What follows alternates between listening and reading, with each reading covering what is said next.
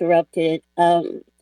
Can you go back to that? You were referring to Tone and his statement made last night. I'm not sure what it was because I mean, I don't follow him anymore. So I would love to hear you elaborate on, what the discussion was about. Missile. Yeah, he had a recording where he was talking about on how FBAs ruined the Reparations Task Force Committee. He was talking about on how the ADOS got it started. He tried to say that Tariq Nasheed praised them and said that they was the fathers of everything. And he was trying to say since ADOS wasn't up there, CJAC and the FBA, they ruined the whole thing. So now Black Americans won't be able to receive reparations in California. He had a whole, I think DJ somebody he played the recording of it, and there's a recording of and Antonio Moore, as they say, tongue tits. It's a recording of him spewing in that. And I don't agree with some of the stuff he said, but some of the stuff he said was, accurate, but he's a vindictive person. He's a bitter person, so he's not going to be straight fluent and he's not going to be passionate about, I ain't going to say passionate, but he's not going to be, how should I say, professional about the whole movement. You know what I'm saying? Well, we all know that's not true. Clearly, the reparation bills were sabotaged by Democrats, okay? It had nothing to do with ADOS or FBA. That was some turncoats who ultimately decided party All over respectfully, though, policy. Queen, that whole thing was a farce. We all knew that that was just a setup for them just to receive income, just so they can have a salary and just so they can have an income. We all knew that Albeit, whole yes, reparation task albeit. force. We all knew it was BS for the simple fact we watched it. We not gonna say watch. We witnessed everybody else receive economic,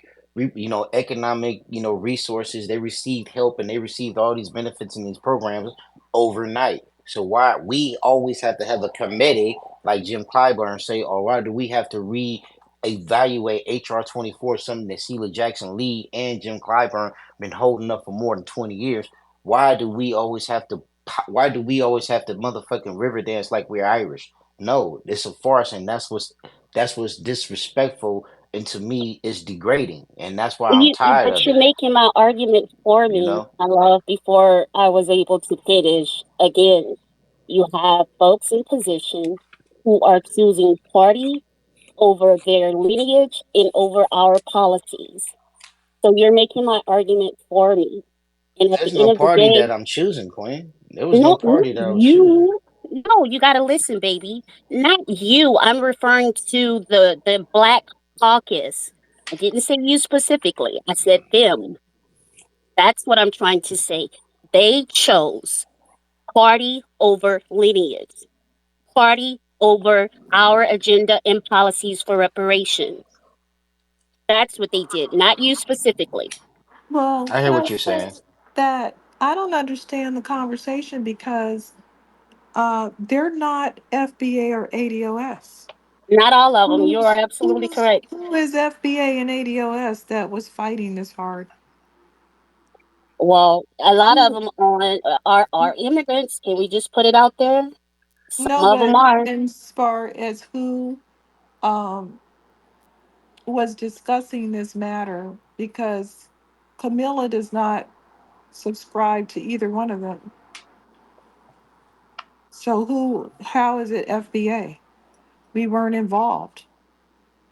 I don't know. I didn't make the video. Maybe Swizzle can break I it wish down I for can us. get the recording. I don't have the recording. She Somebody doesn't played it in another identify. Yeah, room. she doesn't identify as ADOS or FBA. I heard But she So was an immigrant. how Camilla? is he? Camille's not an immigrant. I don't. I heard we don't. We she don't identify. Just because you don't describe to an ideology, that doesn't mean you're not a part of the lineage. Ideology don't have anything to do with it, man. One thing for sure Okay. is everybody's in here. We are recognizing our past. We are recognizing our ancestry. That's why we're going on lineage. There's a lot of people that don't have an ancestry to us here. That's why they don't have that fight like us. You So have do to be you raised understand in when I this. say You have to be raised in this. I Do mean, you understand what I'm saying? they're on record as saying they don't want anything to do with that. So I don't know why he would say that that was, you know, Exactly. we I didn't don't have know. anything to do with it. It's not our thing.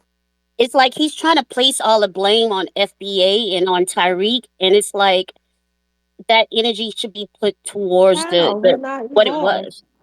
Yeah, so I he's mean, he's at trying to least link pick, him to it. right, at least pick out a particular Exactly. person that Exactly. is doing that.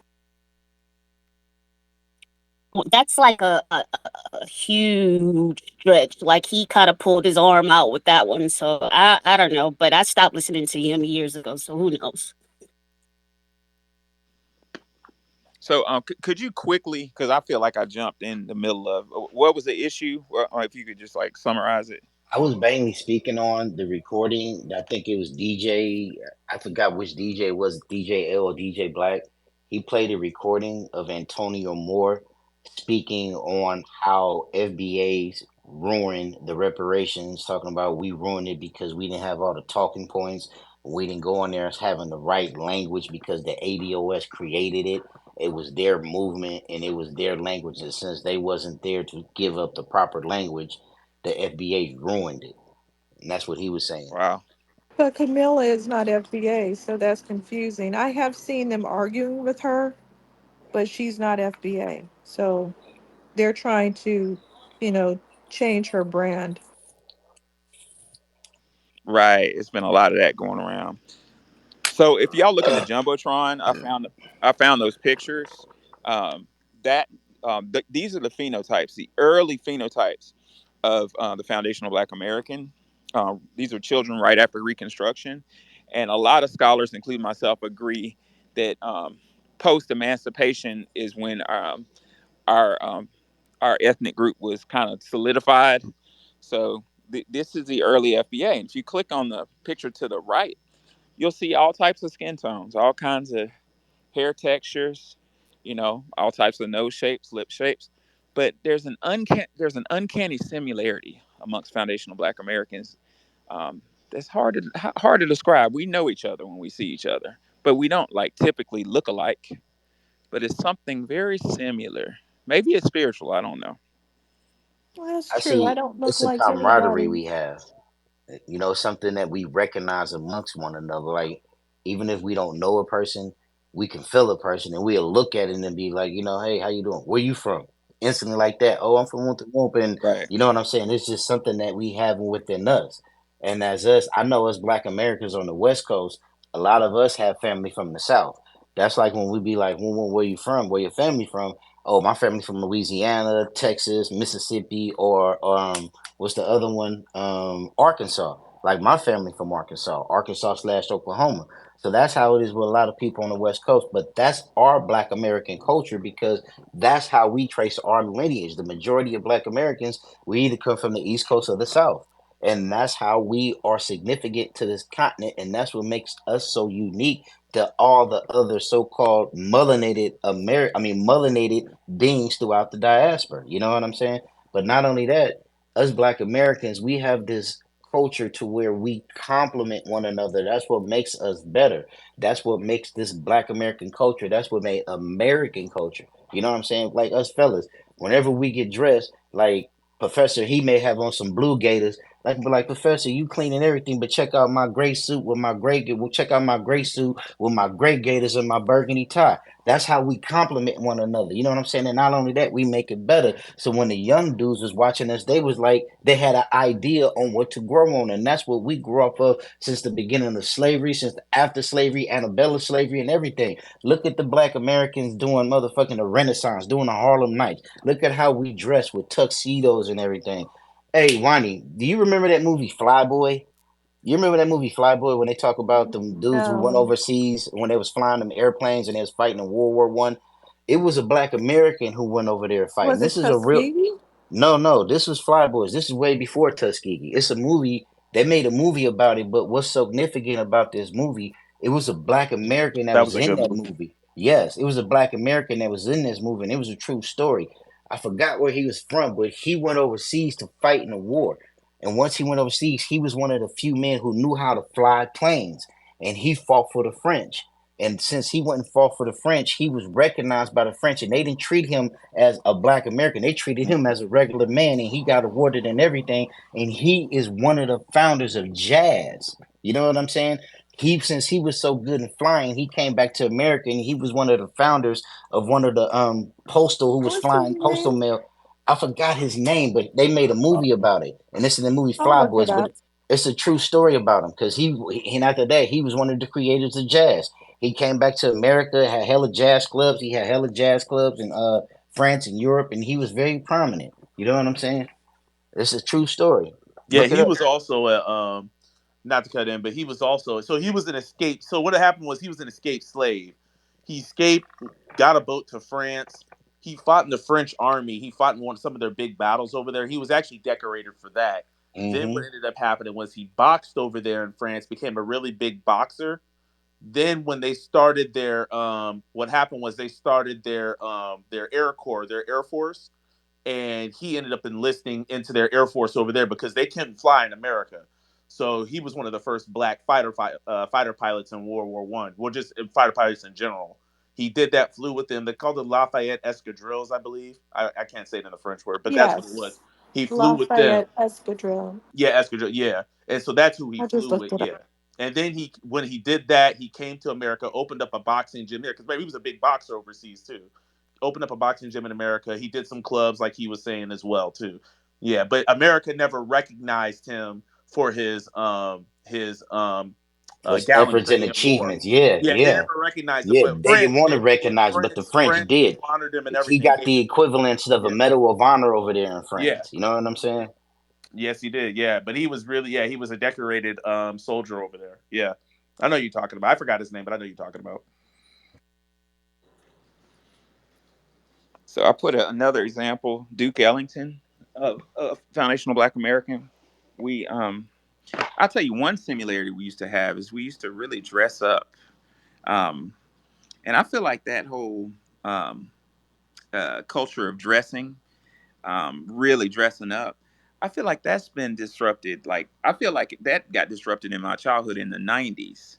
Um, I almost want to say it got disrupted with the whole infusion of debauchery from Luke and the Caribbean music and also gangster rap may have influenced it. But would y'all agree that the whole mantra of I just FBA they kids? Go like ahead. it was a whole bunch of hippies and bummy people influencing things, and then white people started talking about casual Friday. They didn't want to get dressed up for work anymore. And it just seemed like, Madonna came on the scene at some point and she looked like a bag woman. Everybody said she looked like a bag lady. Anyway, it's just like started to go down. I don't know. The drug epidemic didn't help. That was the Yeah, cocaine era right Okay. there. Well, we started the whole Zoot suits. Remember that was us. We the ones who Yes, it was. Absolutely.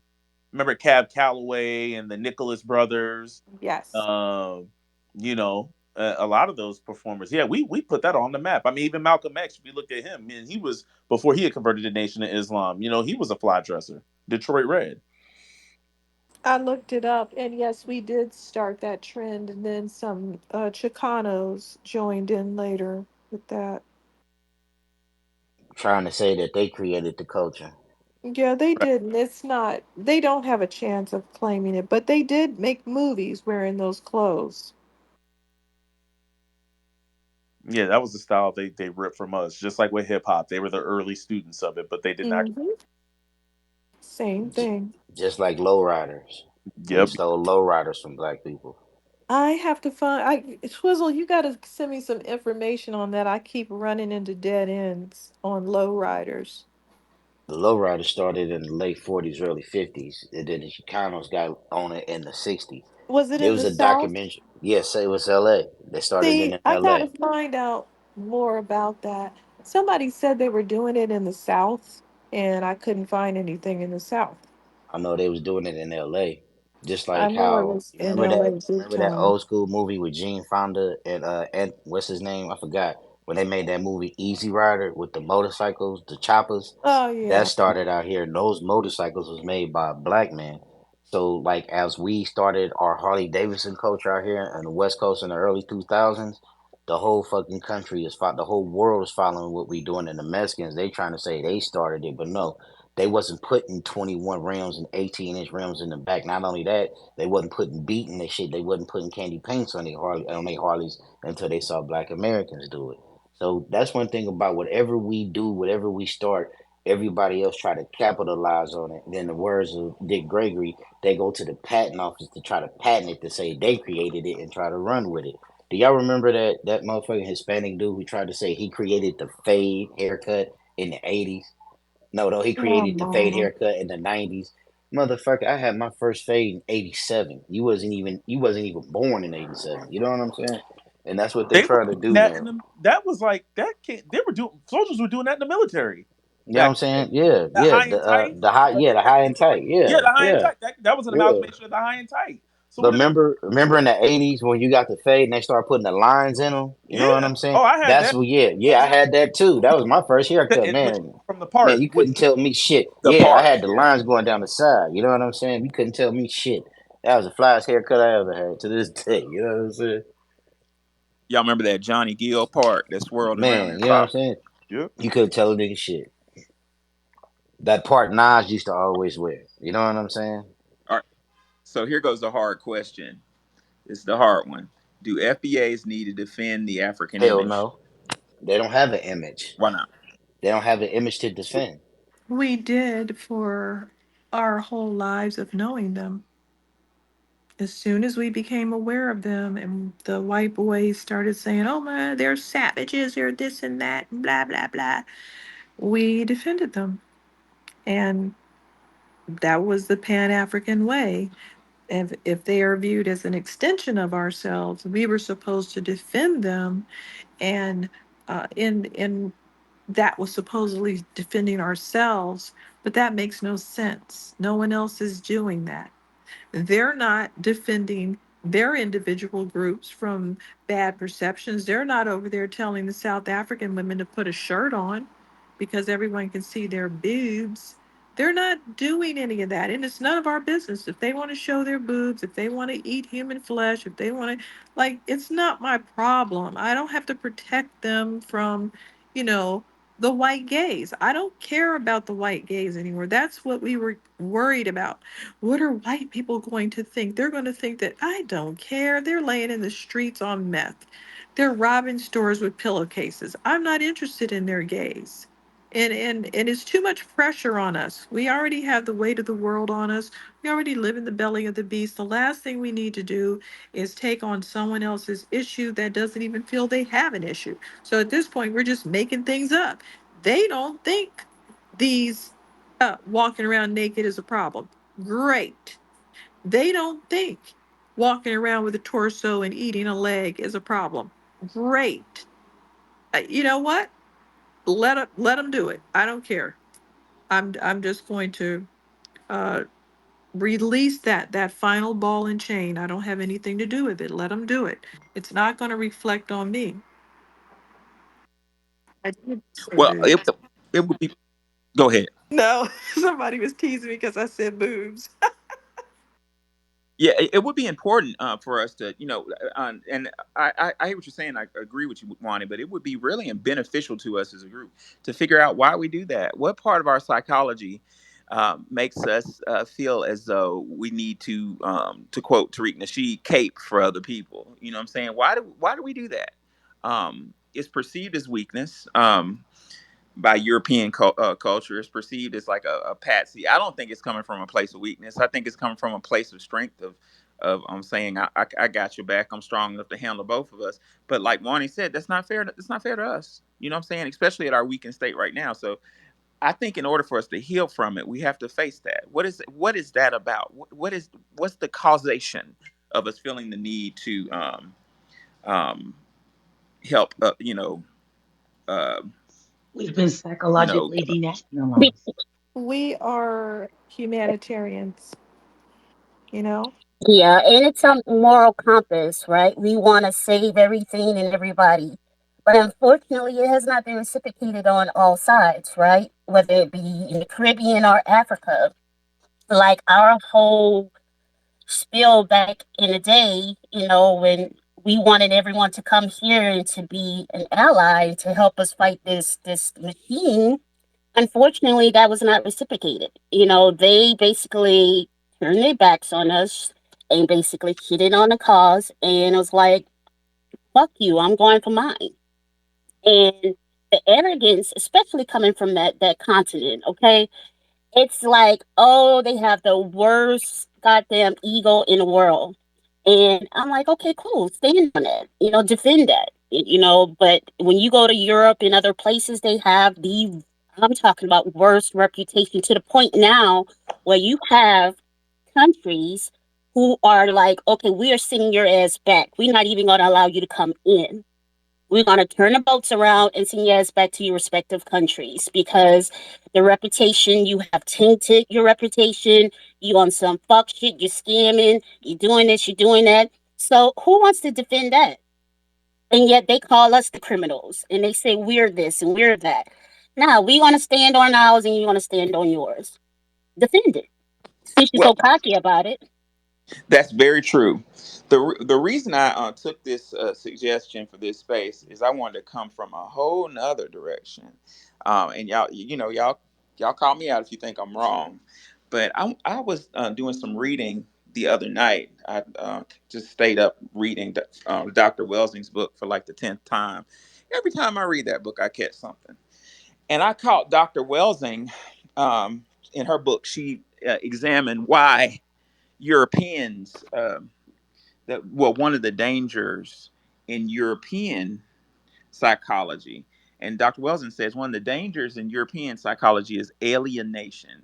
According to Dr. Welsing, one of the most disturbing phenomena of Western culture has been man's sense of estrangement from the world he found himself, has made, or inherited. In a word, man's alienation from himself and others. The theme of alienation of modern man runs through the literature and drama of the two continents. It can be traced to the content as well as the form of modern art. It preoccupies theologians and philosophers and many psychologists and sociologists. It is a central problem of our time.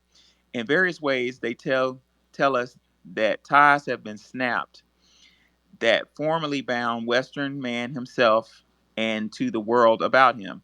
In diverse language, they say man, modern industrial societies is rapidly becoming detached from nature. So basically, she says that for deep reasons, Europeans are not really one with nature. She says, according to Dr. Welsing, an alienation is the very same dynamic that pushes human beings from respectful and harmonious relationships with the physical environment, leading to the pollution and destruction of the planet. So, Dr. Sharshi McIntyre put this in simpler terms. Sharshi said, um, the black man, before he cut down a tree, he would pray, have a ceremony for the tree, pray over it, have a whole ceremony for the tree, water it real nice, and then say, "Tree, I'm sorry, I'm about to cut you down, but I'm gonna use you to cook my food and to make a boat."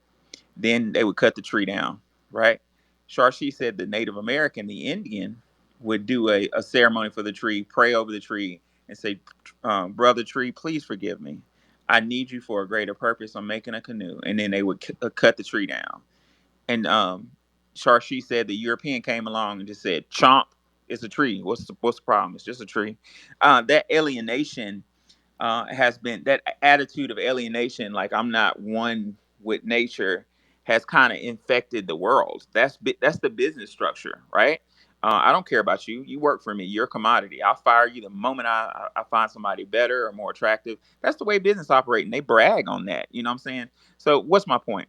My point is, I think we are not alienated from the greater environment, and we can, given the fact that we're a collective group of people, we have had the ability to empathize with people and say, "Oh well, he's really just me.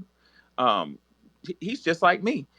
when in essence we didn't really understand the psychology that some of black looking people have adopted. Some black looking people have adopted the European ideology of a straight alienation. You know what I'm saying? I think to a certain extent, groups of melanated people don't even care. It's just like I'm gonna do what I can do to get the money. Like that they've adopted that philosophy, and you know what I'm saying, That's the sellout mentality.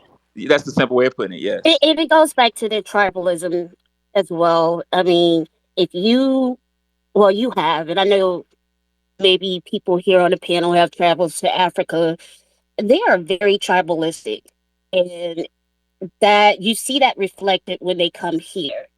And so, if they can't even get along and they're 95% of the population, it's like you got to ask yourself, what makes you think they're going to come here and coincide with us? Like they're not going to do that because they all their entire lives they have been on this tribalistic mentality.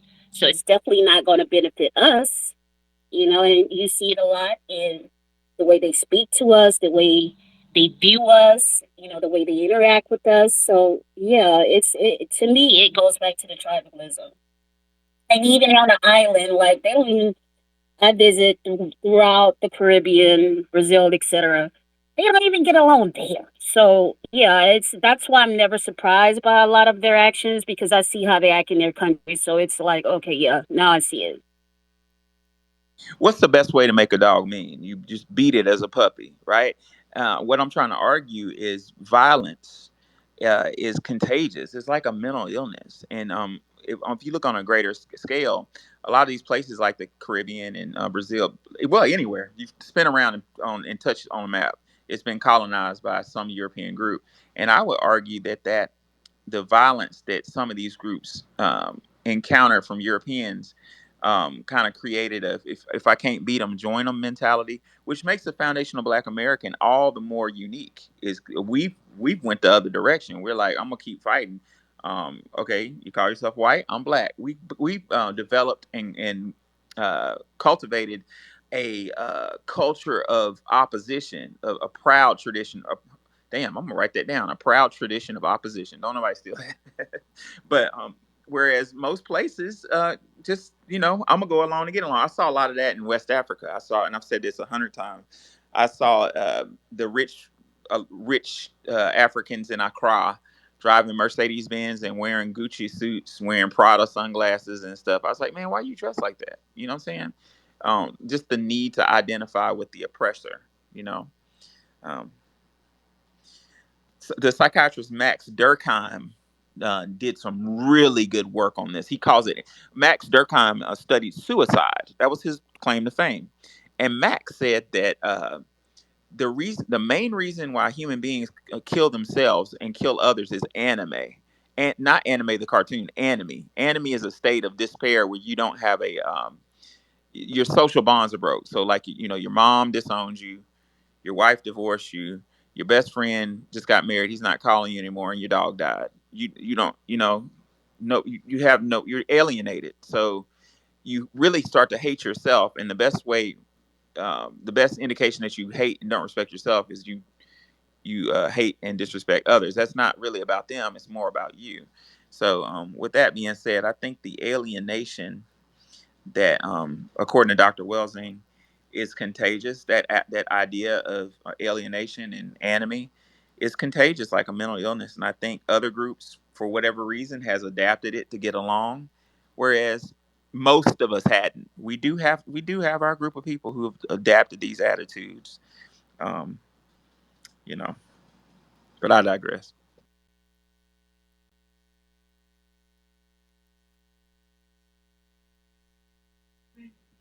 I don't think you digress. This is what we talked about yesterday about the alienation, the underlying hostility that defines uh, their group. The anime, the nihilism, is something that's studied and that's praised. The European stiff upper lip. What is that really tied to? The German barbarianism, the berserkism. What is that really tied to? It's tied to violence. It's tied to a certain type of brutality that destroys all forms of social norms and social bonds. We saw that played out in World War II. And anytime that they're able to duplicate that same behavior, we constantly see that. I always say white supremacy doesn't innovate. What it does is reassert. And hence the reason why I say it's a reifying thing. They don't have to innovate. They just constantly reassert that same level of violence. January 6th is the prime example of that. Um, it was supposed to be a protest. I've seen a lot of protests on TV throughout history. But if you look at that protest, what did it devolve to? It's a mob, a violent mob. People lost their lives. It was vicious. They turned on all authoritarianism, which is part of nihilism. So it's the same thing that we see over and over. But to really answer that question, do FBAs need to defend the African image? How are we, a demographic of the Americas, responsible for an entire continent's image? How does that legacy become our albatross? That's a very that's an awful thing that we've taken upon us and had placed upon us. I wanted to bring that out in another space that we had, but I really didn't have time to do so because we kind of moved along from there. I believe that we're being psychologically denationalized in order for our reparational movement to be placed on Africa. And so it's very important for them to denationalize us, and that's psychologically to remove us from this country, one, and to add us into the diaspora, which we are not a part of. I've taken to calling us the Tennessee Mound people. When I say that, I'm referring to our antiquity. They're really trying to move our people from antiquity here to Africa.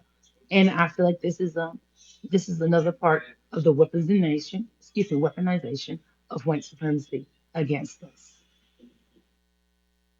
Oh, I totally agree with you. And it's funny if you want to know what your enemy is thinking, just sit and be still, and they'll tell you. Like, I actually, I've only been on the spaces for 6 months or so, and I've never really been a Pan Africanist. But I used to, I still like John Clark, Henry Clark, and I wasn't against them. I thought, I dug some of their, the clothes, and I was like, okay, they're cool. But when I joined the spaces, and I'm just speaking, what I read from, reliable data sources, I just start getting attacked by pan. I'm like, why in the hell are these people attacking me? And just calling me all kind of names and seeking me out, hunting me down. I'm like, these people are really following me around, attacking me. So that caused me to examine, and I examined that. Is, in my opinion, I think that whole movement is what you said, Andy. It's an attempt to fracture our identity with this land that we've been on for. Do y'all realize in all in the realm of possibility we could have been on this United States of America land for 1 million years if the Pangea theory was correct, which I think it is, because these land masses fit together like a damn They puzzle. do. Um, we've been here for 1 million years. There's a possibility. Let me drop a bombshell right quick. There's a possibility that we've been on this landmass called the United States longer than people have been on Africa. Where's my evidence? Puma Punku in Wani. Where's Puma Bolivia. Punku in what'd you say? Bolivia. Bolivia is the oldest. It's older than the pyramids. So somebody built that before the pyramids stood. So there were people building highly And advanced it has technology. tool marks on it. It is it is Yes. I mean, I looked at it very closely. People were sitting on it and kissing. The locals were visiting it. That's what they do over there. That's a very interesting place. Yeah, you give me that's an idea for a trip. That plane ticket was probably it wouldn't shouldn't cost that much, but yeah, but yeah. In conclusion, that's a fact. That place is older, according to reliable archaeologists. That's older than the pyramids. So if you believe that it was intelligently built, which I know it's intelligent ability. Now, let's never mind the fact that there's a evidence, and I don't know if you got a chance to see this with your eyes, Wani. I saw a video. I haven't been there yet. There's evidence that somebody was teaching a lesson. Now, this shit's wild. Somebody was teaching. You know how we have projectors? Somebody burnt like an image in the wall. Like, and it was almost as if they were like had a laser and they were trying to teach somebody how to do something. They have a burnt image in the wall. Like somebody, some Where? advanced technology. You saw it? Where? In the that vicinity of Oh, Pumapunku. I really? was watching a I didn't video. see that. Yeah, and they were like, it's almost Now I've got like to go back. it's it's kind of hard for me to explain, but it was almost like somebody was trying to teach something. It had words and stuff like that, and it looks like it was just burnt into the rock, like just vitrified.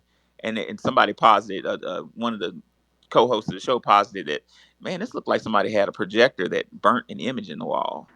You know what I'm saying? I don't Like, know. It seems like a previous group was over there because the current people don't look like they don't build that kind of stuff. They don't know how to do that. I saw some of the new buildings that they were making though. They're like just brick buildings, very square, very they're getting away from their traditional housing and they have made some little areas with new brick construction. Of course, it looks nothing like any of those ancient sites. They never do. They always look like they don't know anything about the ancient sites. yeah, and no matter where you go, no matter where you go, they're like, well, I take that back. In where did we go? We went to what's the name of that place? Tulum in Mexico. In Tulum, you have descendants. There's a small group of people who say they Mayan, and they don't look like the rest of the people.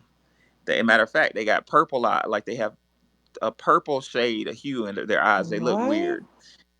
Yeah, buddy. They got like they're like blue with like almost purple, but they're not white people. They kind of look like me a little bit.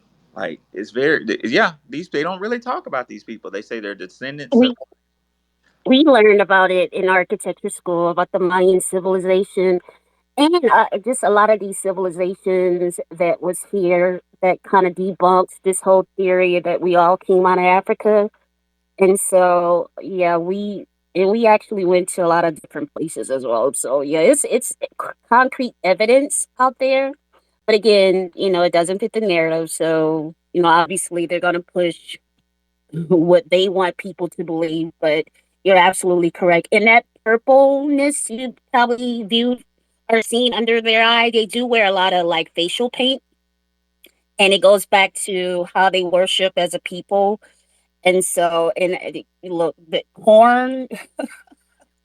Have you heard about them with the corn? And yeah, well, I'm not gonna get into it because that's a whole different rabbit hole. But yeah, it's really deep. And believe it or not, who was it that said that the deeper you dig, the more you start to see us because you start seeing these like statues that resemble a lot of us and what have you. I can't Oh remember yeah, who said it.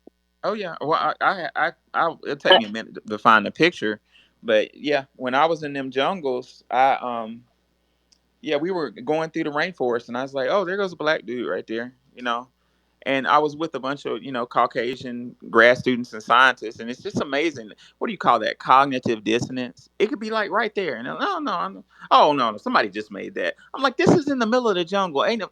This is Jack. Let me hold on. Let me find a damn picture. This is in the middle of the rainforest, on top of a mountain, and it's made out of solid stone. Ain't nobody made this like recently. And if they made it recently, why would they give it like a nose, like an African nose? Just the cognitive dissonance. And oh yeah, well yeah, that's not really important. Just walking past stuff like that. Um, but could could you Quan, since you are a architect, I just realized you're an architect. Could you give a theory on the development of the pyramids? How could that be possible from your view, your professional view? Well, which location? Are we talking about here in the Americas? Or are we going to go Let's back do to Egypt. the continent? Let's do Egypt. Yeah, let's start with Egypt. Like the Okay. precision and how does that happen? Well, if you understand, if we want to take it there, because I know some people don't want to be on a pan Africanism, but like we created the science, right? The science and the geometry to make this happen. And if you look at the actual architecture of the pyramids, I mean, it's down to literally a science. If you count the number of blocks, number of squares that they put into the pyramids, like it's actually geometry behind it. And it took them a long time to build it. And they did use a lot of, like, I guess you want to call them slaves back then, but ultimately, yeah, it's very fascinating to see how they didn't have computers, they didn't have all the, advances we have nowadays, and they were able to build such vast structures. And so again, even down to the, like, with the size of each block, I'm like, how did they measure that shit? Like, how did they calculate that? But they also used a lot of astrology as well, because they tied a lot of the pyramids to the alignment of the stars. Yes. So it's very, All of the yeah, pyramids around the world have something to do with alignment with stars, and yet these people knew nothing yeah, about. Okay, so that's one of the problems. It's like when they find writing about how these things were made, they're like, we can't do that now. Some of the things are absolutely impossible to recreate, and that's one of them.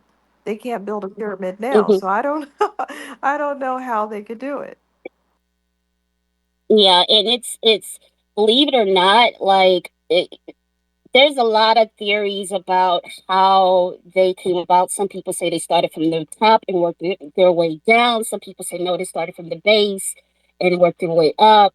It's a lot of different theories on how, these quote unquote, authorities believe it came about. And there's no set concrete answer for them because, again, it has not been dispelled one way or another. But what we do know is that geometry and the astrology, as far as the stars, they were huge on that. Everything they did was based on the alignment of the stars. Even in the Mayan society, like you can literally, like, I don't even want to go down there because it'll take me all day. But if you even like just study, just even here, like in the United States, like there's pyramids here, and a lot of people don't even believe it. So I know it's here. It don't get talked about, but it's here as well. But yeah, they based a lot of it on astrology and geometry, with no calculators back then. So, which I think is very fascinating. It is very fascinating. I've come to a conclusion that's actually embarrassing, because I've spent so long trying to, going to school and stuff. But my conclusion, it's embarrassing saying this, but I'm coming to a conclusion that the whole academic, or most of the academic canon in Western society, is designed to hide stuff. It's not exploratory. They're not trying to figure stuff out. Like, especially in my world, in the history world, it's not trying to find out what happened. It's trying to make an excuse to justify a narrative, and that's a very depressing thing when you do this for a living. I was today I was in lecture, and my standard said, it was talking about the Hebrews, and let me be careful how I say this. It was talking about the origins of um, Judeo-Christian faith, and I had no choice but to teach this.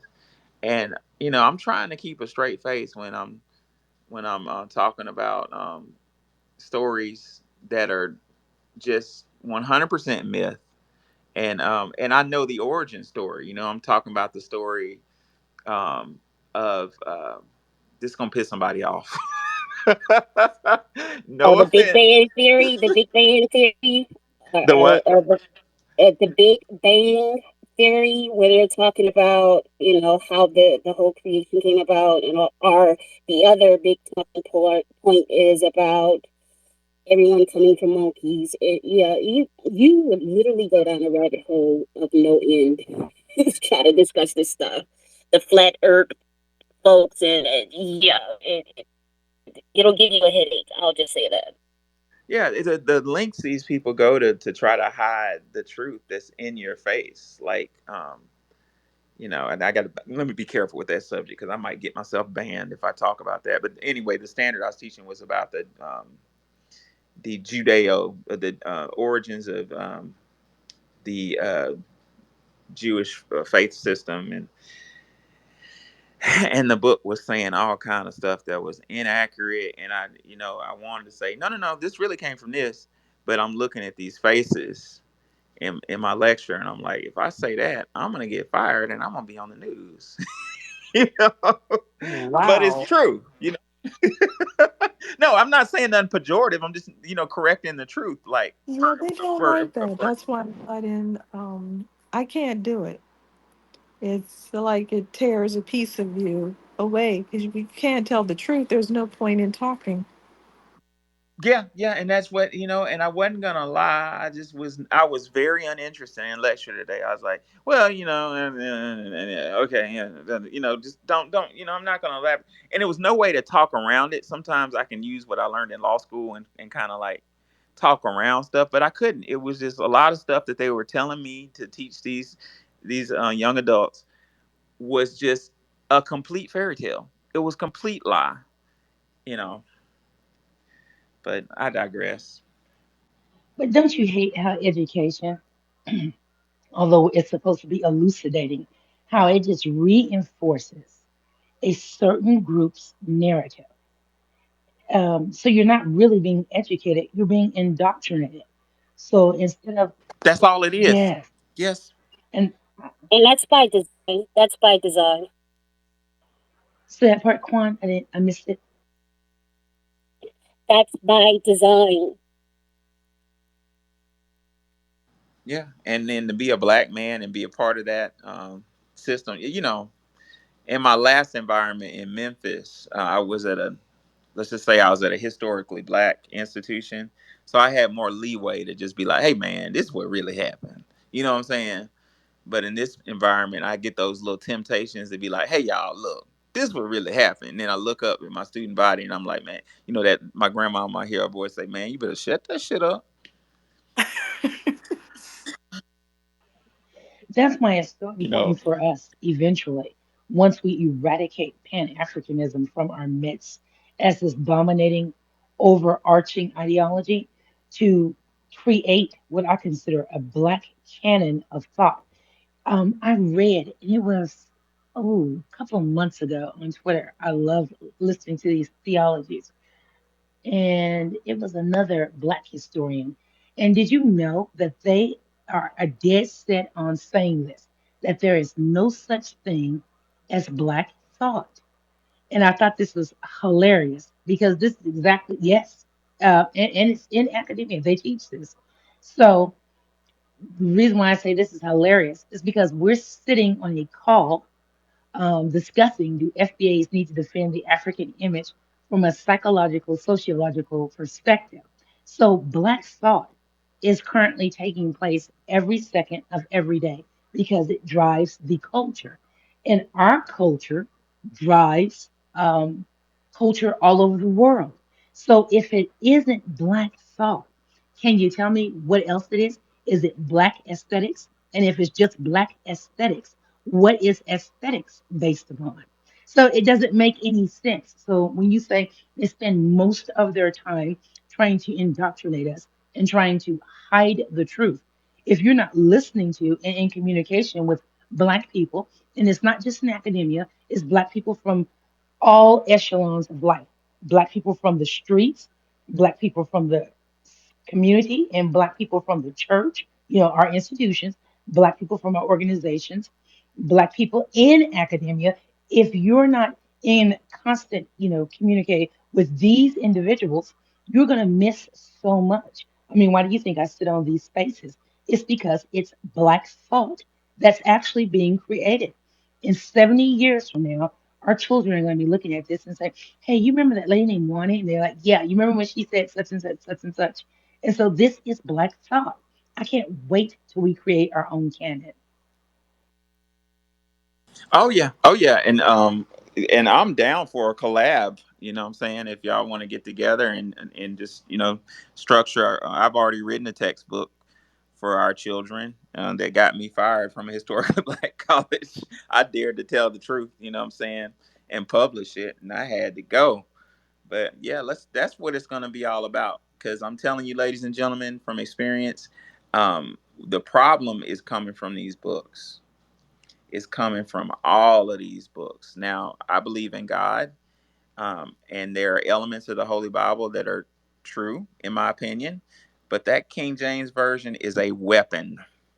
It was created by a, a basically an unholy man, you know what I'm saying, with weaponized ideology in it. Some of the ideology in the King James version is made specifically to lower the self-esteem of black people. So that's just one example, you know. So we need to take charge of our own, take charge of education. Amos Wilson said that before I was born. You know what I'm saying? We need to take charge of our education. And I think once we get our reparations checks, we're gonna have more time to just have people like me say, you know what, I don't need to work, so I'm just gonna open a school. Let's buy a house in the neighborhood and open a school. What I would like to see, believe it or not, and yeah, I'm just gonna go ahead and put this idea in the atmosphere. You know what would be cool is if in the black neighborhoods, the ones that still exist, we had a black library. What if we put our money together and just bought a little shotgun house What and filled it with black literature? what Amos Wilson all day. what if we actually created centers of studies in every city that Black intellectuals would come and posit their thoughts, their hypotheses, their theories? That would be equally as exciting. You know, another thing about this, do FBAs need to defend the African image? You know, I've already said that I believe whatever type of people we are, that we're mixed with African, okay? Not the other way around, as they would teach us, that we're Africans mixed with European and Native American. I believe that I'm gonna call us again, the Tennessee Mound people, okay? Mixed with African, mixed with European, and mixed with Red Indian. What if we collectively discarded everything that we knew or thought we knew about Africa and it began from the ground up? That's another thought that I think would have us stop defending them as well, because we spend so little time actually focusing in on what makes us different, what makes us separate, what keeps us, I'm going to use the word that I hate, um, alienated from the greater assembly. I think that's quite interesting too. You know, we're the only ethnic group in the United States that is impervious to assimilation. And I don't necessarily think that that's just because some of us don't want to assimilate, because we have a lot of coons and butter biscuit eaters, as you all well know. So it can't just be that. It's something else that keeps us from wholly assimilating into this foreign hostile culture. That's something that needs to be studied as well, because that has to be something that's deeply rooted in us. You know, like, I'm more than happy to collaborate with you. But as soon as you attack any part of my identity, if you'll notice, Black people really rally around what we consider a curated identity. And I find that to be interesting. It's almost like our identity of being Black is more important than our identity of nationalism, what we attain, or anything like that. So I would also like to know, what is it about ourselves, our beings, that we value even to the point of death? Yeah, totally to the point of death, and proven. You know, from my hometown in Birmingham, Alabama, we had little children walking out there getting killed, just defending our lineage. You know what I'm saying? It's a long story of long history of that pride. You said So Mound. Go ahead. I'm sorry, I didn't know. Go No, ahead. you You go can ahead. finish You're on. good. Okay, so I got a question. So what do you say to the folks who say, "Oh, you're being xenophobic. You're not wanting to be this whole monolithic, African per se.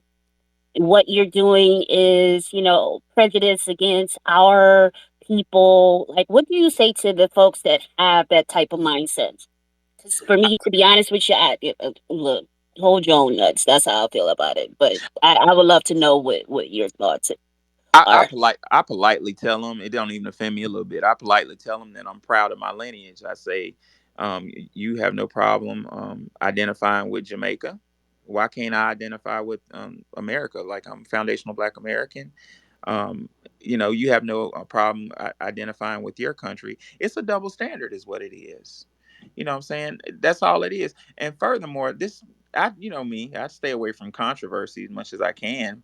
But maybe this is a little controversial, but I feel some type of way about the defense of the African image because I believe in reciprocity. And as far as I'm concerned, I got curly hair and light skin because my big mama in Alabama was not defended. Where were the African boats when my big mama was getting raped in Aniana, Alabama? Where were the troops? Nobody showed up to save her. You know what I'm saying? So don't show up now and then claim you're my brother when my whole family just got all raped out. You know what I'm saying? So and maybe I'm being a little vengeful there, but that's really how I feel. I mean, I don't have any animosity for real, but it's just it's a double standard. And Juan, do you ever flip that on them? Because I constantly write and interrogate this thought. There is no finite limit to justice, self respect, self interest, and concern. So, how is it my being concerned and self interested? How does that hurt you? And so, I always ask, where do you see the animosity or the antipathy in me being for my people in my country? I It always turn it takes around. energy. Well, Go ahead. go It ahead, takes Lonnie. energy away from them. These are people who expect charity all the time. They're used to everyone giving them money. They're used to not being held accountable. They've been getting away with doing genocides on each other and blaming it on whoever they want. And so if we turn away, we take energy away. This is huge because they're used to being the center of attention for basically the globe is always feeling sorry for them and giving them handouts and giving them money to support their crooked corrupt countries so they don't implode on themselves. But that's basically it. They just us turning our energy away. All of this is support. The main thing that we've given them tangibles, but the main constant thing we've given them is support to build up their image. And somebody described it as survivor's guilt. And I had described it as white guilt by proxy. So, which, Yes. No, you keep going, Wanda. You're right about that. Because I see that in my family. We by proxy we adapt these ideologies that are superimposed on us by white families. And you see this big time in Birmingham. It's superimposed by white families that truly have that guilt when we don't. It's not equatable. It's apples and oranges. We have no. We don't have a hand in that we guilt. have I don't nothing know to if do it's. with Go it. ahead. It's Western chauvinism infected into our culture. They're they are Oh yeah, guilty color of purple. raping us as well. They are guilty of uh, putting us in dungeons, raping us, attacking us, all the way to the slave ship. So they're not innocent in any of these things. So we don't owe them any pity or anything, but we have adapted to the way of thinking with the guilt and the, churches raising money and there's children starving in Africa and you have a warm bed to sleep in. We were all made to feel guilty. I felt guilty when I laid my head down on a pillow. I felt guilty if I didn't eat everything on my plate. And I think most people across America did as well. Yeah, And it's Miss Andy, to answer your question, I had this discussion with an engineer. He was from Nigeria, and we were on a discussion about this whole lineage with FBA, ADOS, etc. And he felt it was xenophobic, and I said, "Well, wait a minute. So when you rocking your Nigerian flag, I can flip that on you and say the same thing because you promised to take an oath when you came into this country. So you rocking your flag, how is that not being xenophobic against us who's trying to fight for a claim and trying to basically, close the door on a lot of the BS and also, you know, solidify our lineage? So how is that not xenophobic? And like a typical Nigerian, he went off and started saying some other shit and was like, "Oh, how horrible it is," and "Oh, you taking up what the white people do," and blah blah blah blah blah. I'm like, no, no, no. We're not gonna move the goalposts. We're talking about you, okay? And so they do that a lot when you throw it right back in their face and you say, "Well, you rocking your damn flags." Or matter of fact, I see about 4 or 5 of them in your doggone profile. So like, Well, how's that not being xenophobic against well, us, sir? I always talk to the immigrants like this. If you want me to respect your country and your culture, I would if you were there. So when you come to this country, of which I am a founding member, a national citizen, when you come to this country, you fall under me. And so if you want me to respect you, I would respect you if you were in your homeland.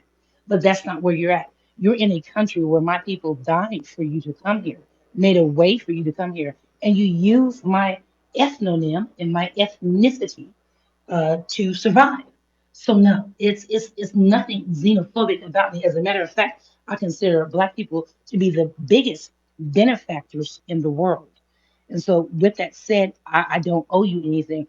Now, I do tell them what they owe me, and that gets to be a whole nother conversation.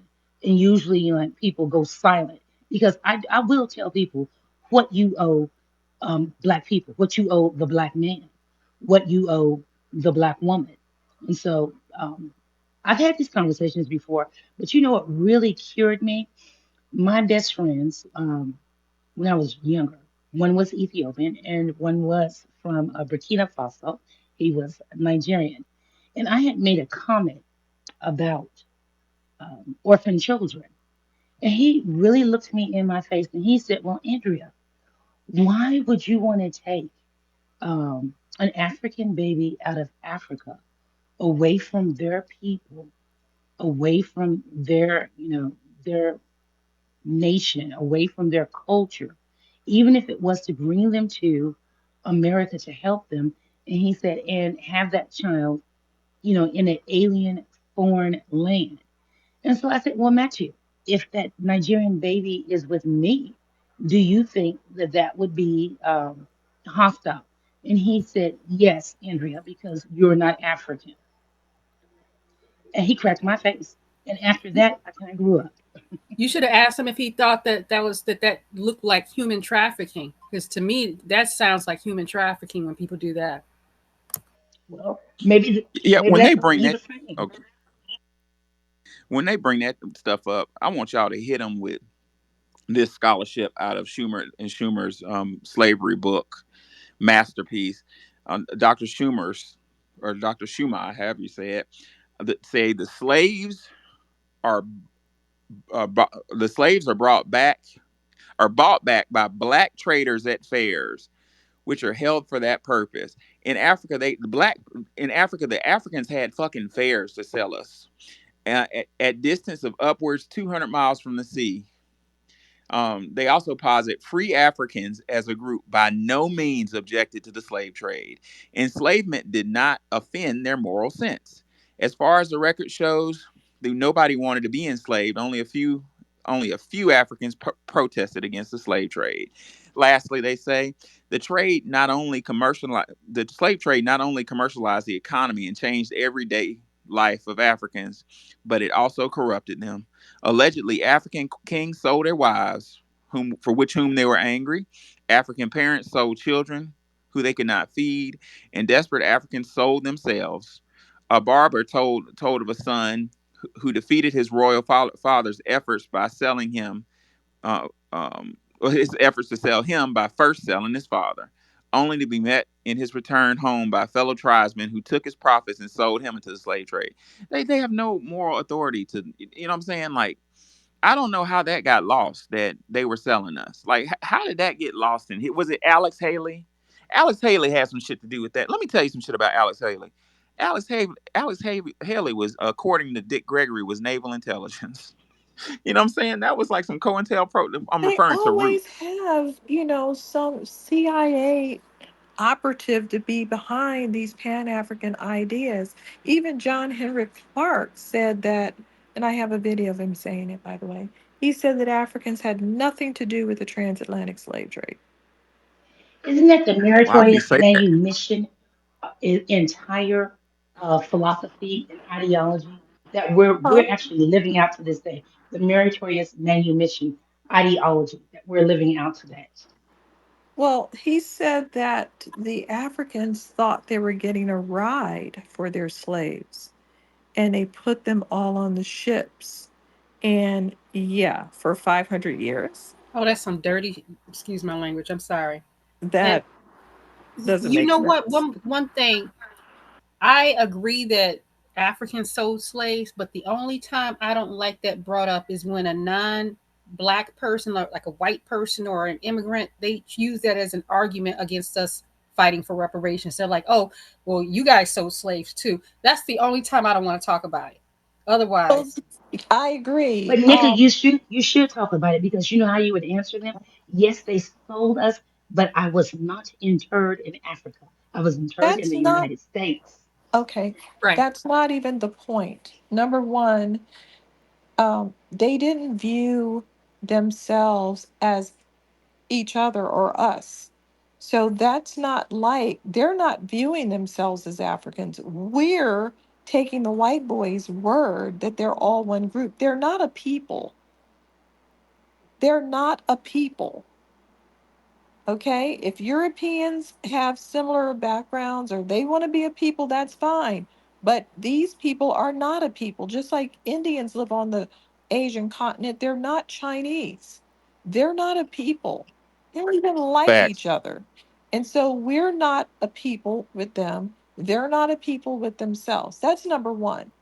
So that's argument number one. Argument number two is even more clear.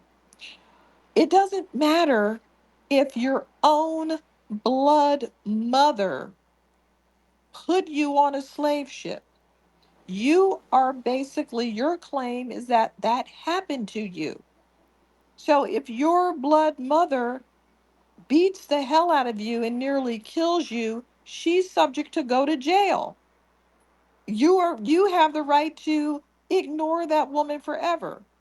Just like that, what's that name, woman's name? Diane Downs. She tried to kill all three of her children.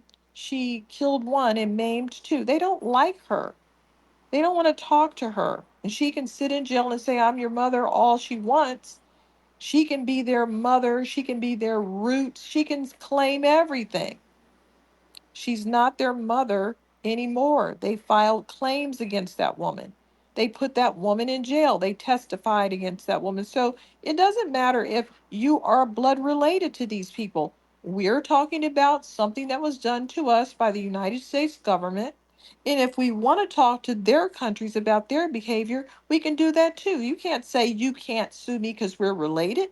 We're not even related, but you still can't say that. People can sue their own family members and they can put their own family members in jail if they want, depending on what's going on. And certainly what happened to us is suable on both sides. Totally.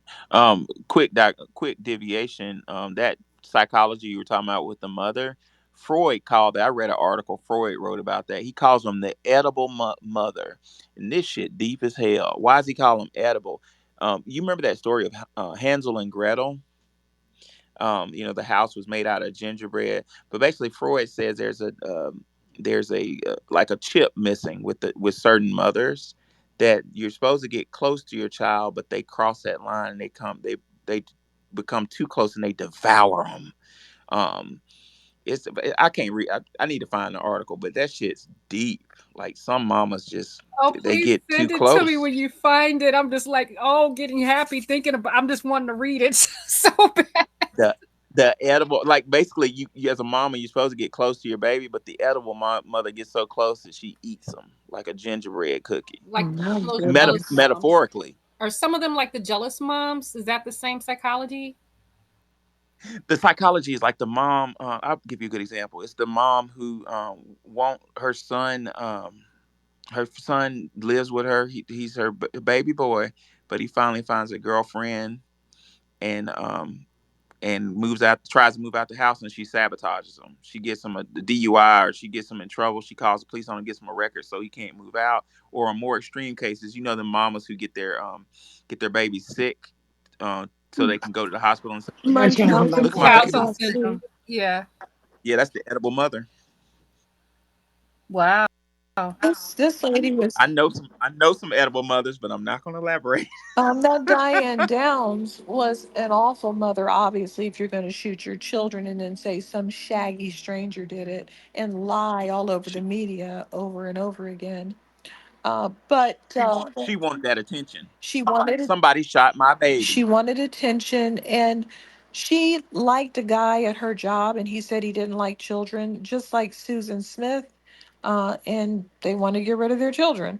She's more diabolical than Susan Smith because she killed him. Then she tried to get popular from doing it. She dated a news person and got pregnant, so she would be pregnant in the courtroom, and she thought that was going to get her sympathy and she'd get away with it. But yeah, her children told on her and they said, "You shot me. There's no strange guy." Luckily, they were still alive, but they're paralyzed and crippled for life. They have life changing issues. But luckily, one of them was able to speak up. But, that argument is boring. It's trying to say we're arguing about white people doing things to black people. No, we're not. We're arguing about our ancestors being enslaved by the United States government or by whichever governments Africa had. We're not arguing about black people versus white people. They can't get that out of their head. They're just color struck. All they can see is you can't sue us because black people did. Yeah, well, you're both guilty for crimes against humanity. And the other one is so pathetic because they made no money doing the crimes against humanity. They just ended up with nothing. And we're supposed to feel sorry because they're bad business people. And I have to say people because there were a lot of African women involved in this, even more than men. Preach. She said, feel sorry because they bad business people. You damn right, Wani. It was business. Don't come at me with no damn love. And let me tell you something, ladies and gentlemen. It's still business. I was so disappointed. Although Ghana was gorgeous and West Africa's gorgeous, and there are a group of people there that I ride with, the tree people that had nothing to do with this shit. But it's business. Like that trip totally destroyed my mystique. Like I, it was business. That's all it is. But I'm sorry for interrupting you. You just put it real right to me.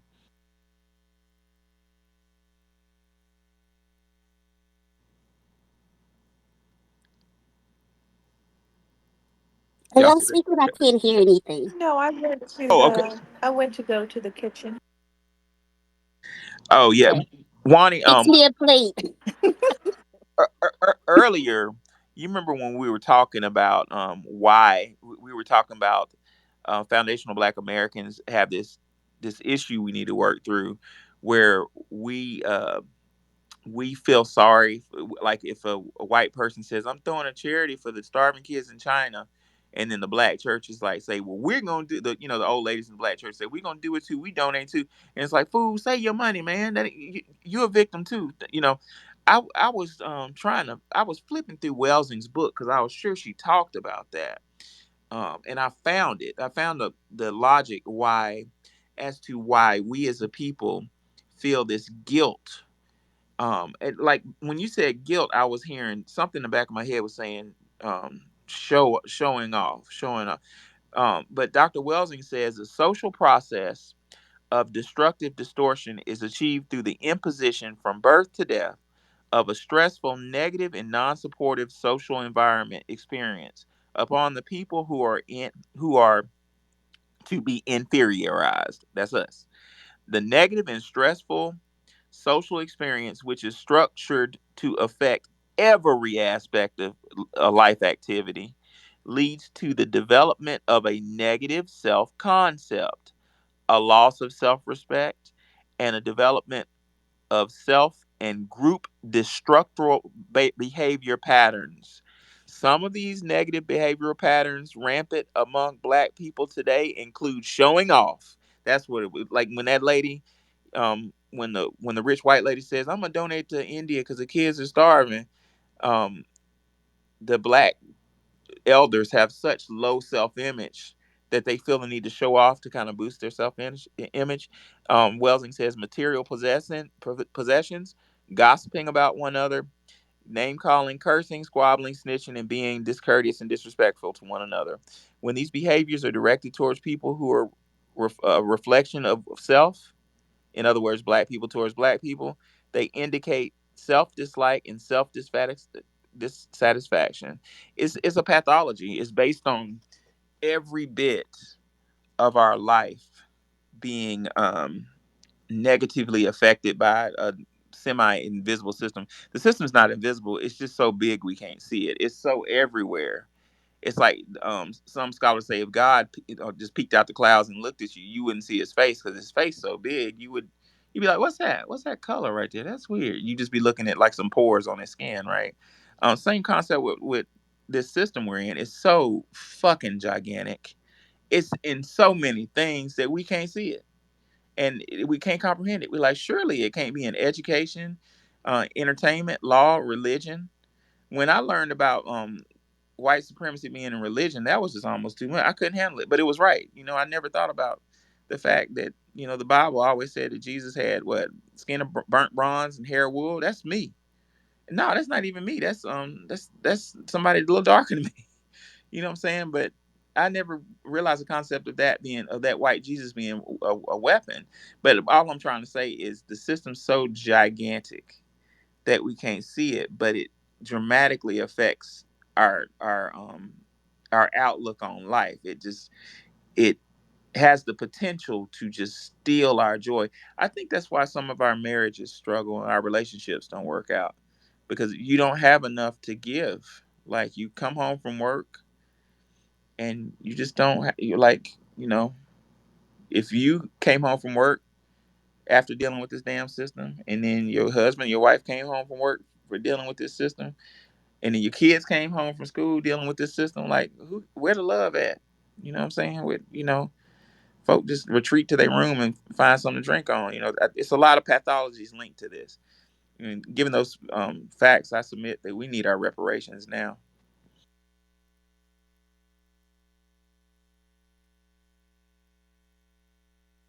I went on a long rant. Does anybody want to speak? Don't start accusing yourself of going on rants. No, You you said that good. yesterday. Keep pushing. No, no, we Keep were learning. running. Go ahead, Quan.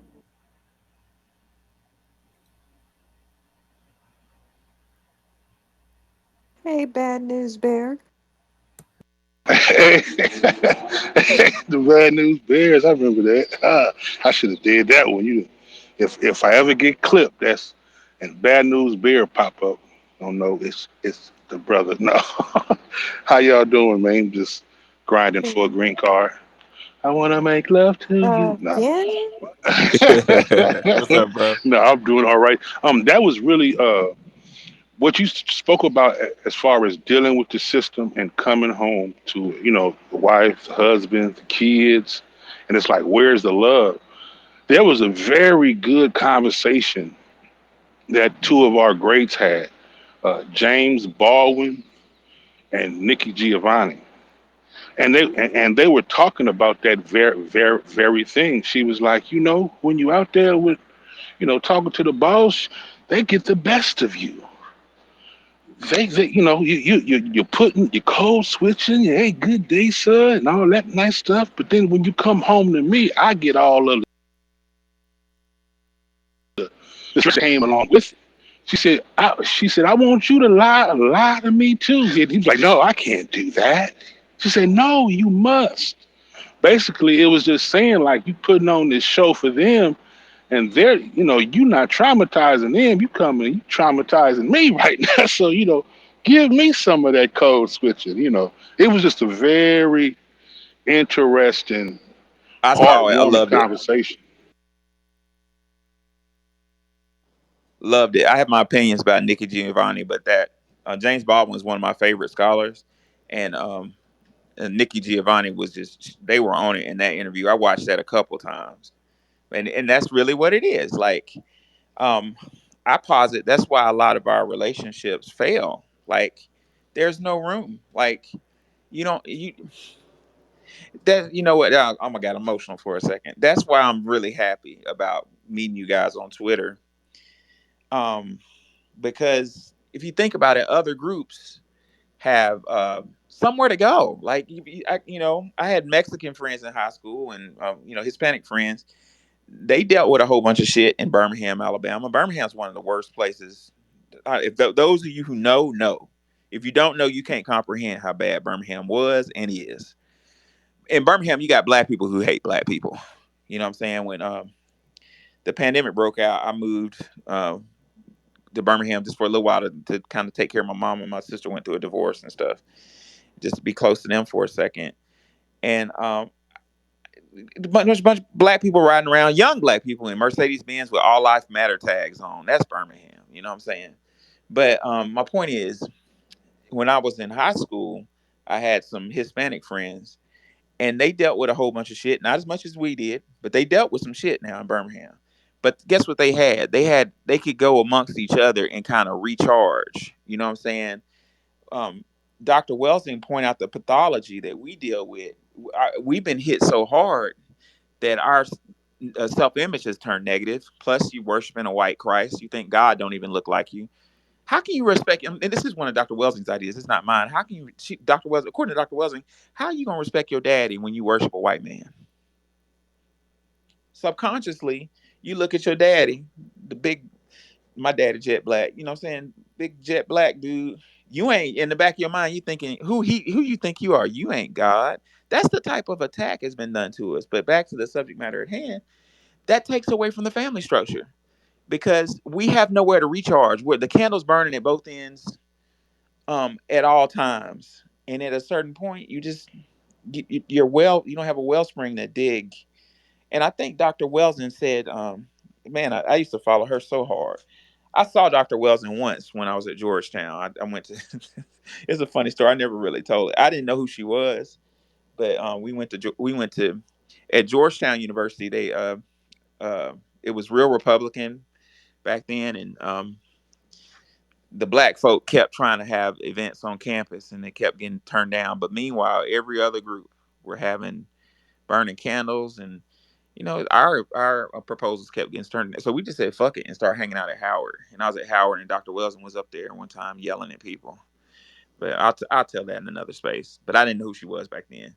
But my point is, Dr. Welsing said um, that's one the fact that we don't have we burn the candles. That I'm paraphrasing, but we burn the candles at both ends so hard and don't have that recharge moment is why some brothers go looking for an other, a white wife, or Asian wife.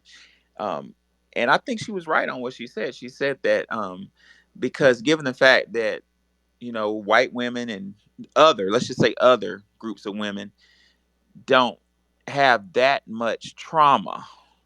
You know what I'm saying? So initially they seem as if, oh man, she don't even yell at me. Oh man, she ain't got no attitude with me. Oh man, but it doesn't work out because y'all don't have the perfect match for a foundational black man is a foundational black woman for the same reasons that I'm bringing up. Your foundational black woman understands what the fuck you going through.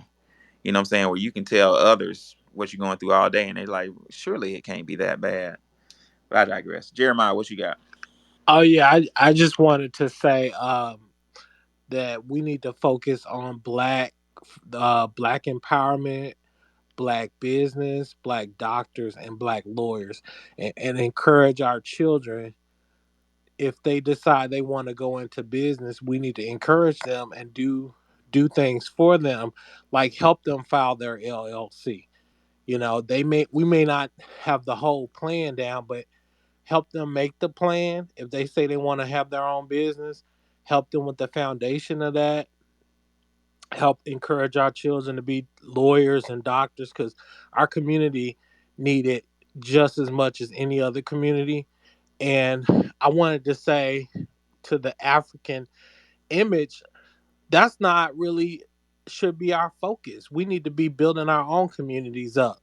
And empowering and lifting our own community up. Because right now, what I learned in this election cycle, we're so divided on everything. But when it comes to what we want as a people, we all want the same thing for our children, which is success.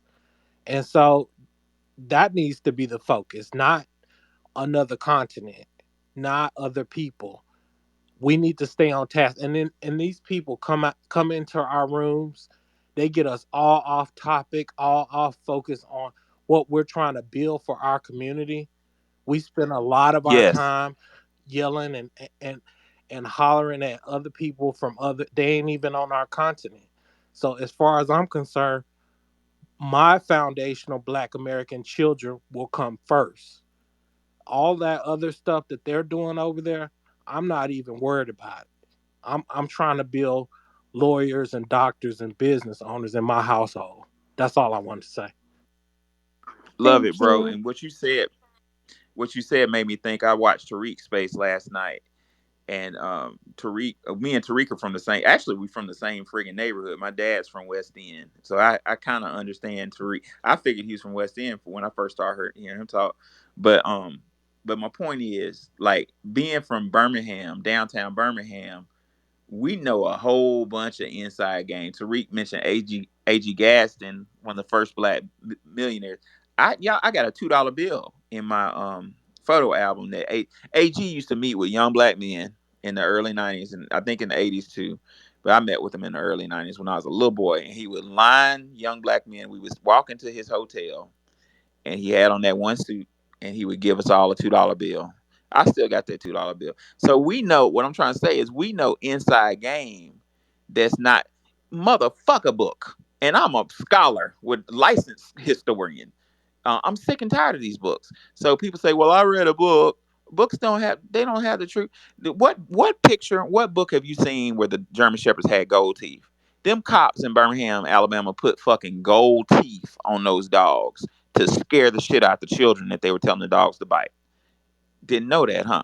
Well, Not in all of niggerdom have I ever heard of such. I just What? recently heard about a dog with a grill on, and I said we should start that business. Shouldn't we? Bad news. Yeah, we got. You want a diamond grill on your poodle? You got a poodle? yeah, but in conclusion, on Tariq's space, it was it's this dude, this Democrat dude that's from Haitian. He's Haitian, and he was for real arguing with Tariq about foundational Black American history, and that shit for real pissed me off. Cause, oh well, I can read it in a book. Like, my point is, why are you jumping in my history like that? It's so much disrespect. We deal with so much fuck. Do y'all realize how much disrespect we deal with? Yes, they do not have any Yep. couth. Other groups don't do that. Like I said before, Polish people don't come over and open up pizza restaurants and then claim they created pizza all over the signs. That's what we deal with. And it goes back to what I was saying about that whole ego and the arrogance of it all. Yeah, they feel so entitled to our history, our culture, our lineage, and the mere fact that we are delineating, like, that's a gut punch for them because they're so used to us coming and just putting on a cape for them. And so now they're seeing that, hey, wait a minute, we don't have that cover anymore. They're not our shield anymore. We can't sit there and just milk off of their culture.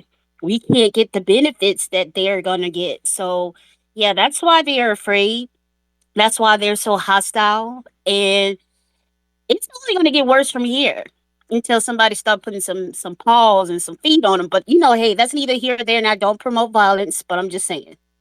Yeah, none of us condone violence. Uh, John Horse, what you got? Yeah, y'all making real good points. I was just gonna piggyback over what you were saying earlier about how the system of white supremacy messes with our relationships. One of the things that I realize with, like, a lot of our folks, like they understand, like they know that racism exists, but I don't think they truly understand at the magnitude at which it does exist. It's in every facet of our lives, and they don't understand the why, like why racism is the way that it is and why white supremacy is the way that it is. They don't understand that they're at war. For me, I know this, things got a lot easier for me once I realized that I'm in a war. When I step outside, doesn't matter what it is that I do, I'm at war. So once, you know what I'm saying? So Preach. once you kind of get that in your mind, it's like, okay, I expect certain things to happen. I'm expecting, when the cops pull me over, I might not make it. I expect that. I'm not going to be like, oh my God, like, why is this happening? It's like, no, no, no, no, no, no, no. Yes, they're doing that because you're this. You're behind enemy lines. And once you understand that, things will get a lot easier and you will start to find solutions to what it is that you're dealing with. That's why I said, like, you Facts. have to look at this thing from a position of war. If somebody is waging, see, the main issue that we've had as a people is that we've never declared war on white supremacy the way that we needed to. We've never done that. And the thing is, white supremacy doesn't want us to do that. They don't want us to do it because that's the thing that keeps it in place, because it thrives on hiding. It doesn't want to be seen.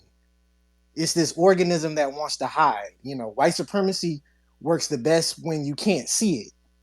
It It, it innovates itself where white supremacy it most of the stuff that's going on today, it's not nothing has ever it hasn't changed. It's just innovated itself. it's sophisticated. I heard a lecture on Dr. Amos Wilson a couple weeks ago, and Amos said that, and I'm gonna do my best to paraphrase the genius, but Dr. Wilson said that white supremacy, the system has built-in defenses, and Amos said one of the defenses to white supremacy is black people's hatred for one another, and they just do little things to keep feeding that hatred. Just think about that for a minute. But black women arguing with each other is defense against white women, because if our sisters are fighting each other, they're not going to see, what I'm saying, what this sister got. Me and my undergrads did an experiment last year. Well, what year is it? In 2000, yeah, last year.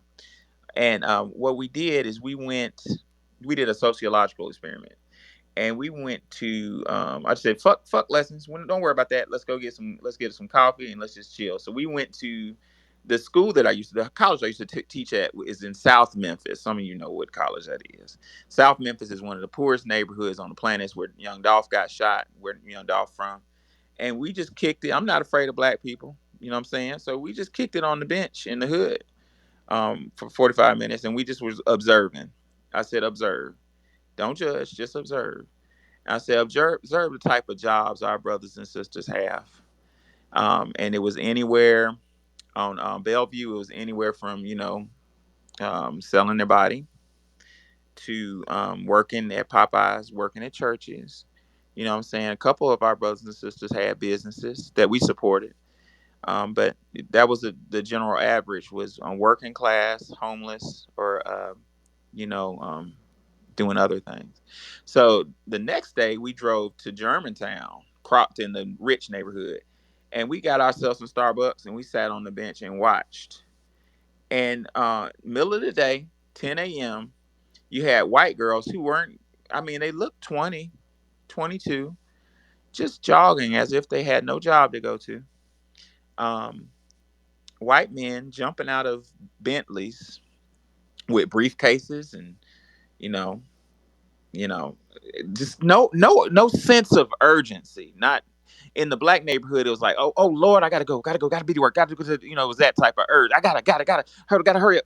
But in Germantown, it was just kind of like do jogging with my dog, getting out my bins, going to Whole Foods and buying some orange juice. That was the vibe, right?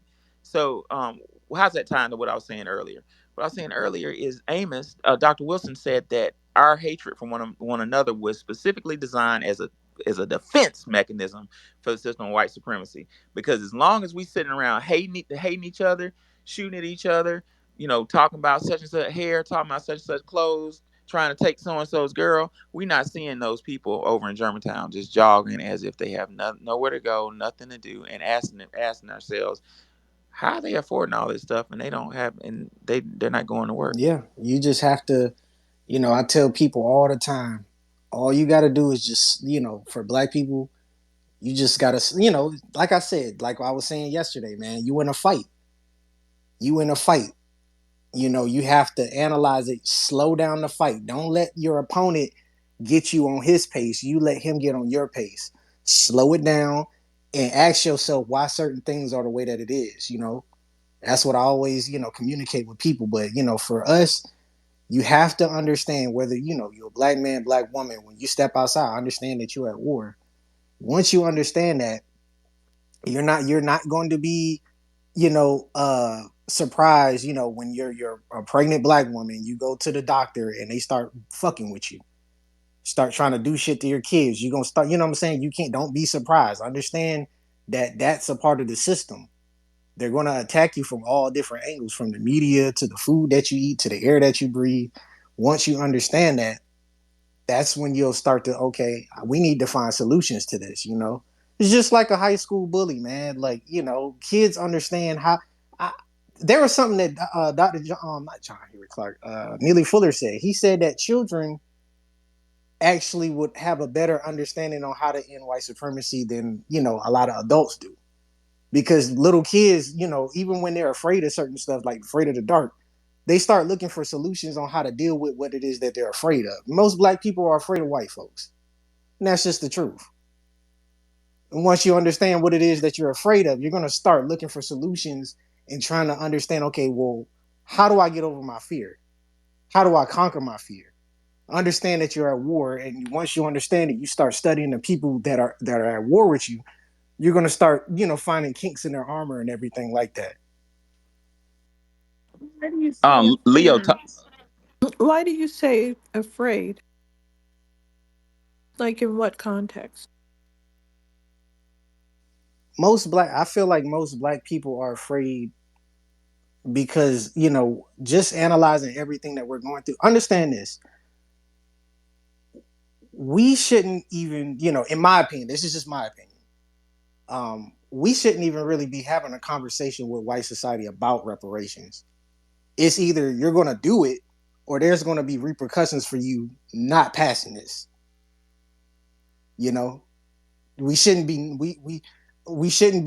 nice Well, to we're them. doing it this way because that's the way that everyone else has done it, followed those procedures. Native Americans, they go through a procedure presented in Congress, yada, yada, yada. So we're doing it that way just so we can say we did do it. That's step that's step one. We are saying we are going to follow the rules. We're going to push legislation and we're going to see. And then we're going to start suing. Yeah, we all did 100 Exactly. at the same time. You know, there's a big difference between being aware of uh, or cautious. Like if I'm walking down the street and I'm right in front of the police station, and some white woman just starts saying, "Hey, hey," I'm like, "Hey, man," you know, and I'm gonna walk away as fast as I can. It's not because I'm scared of her.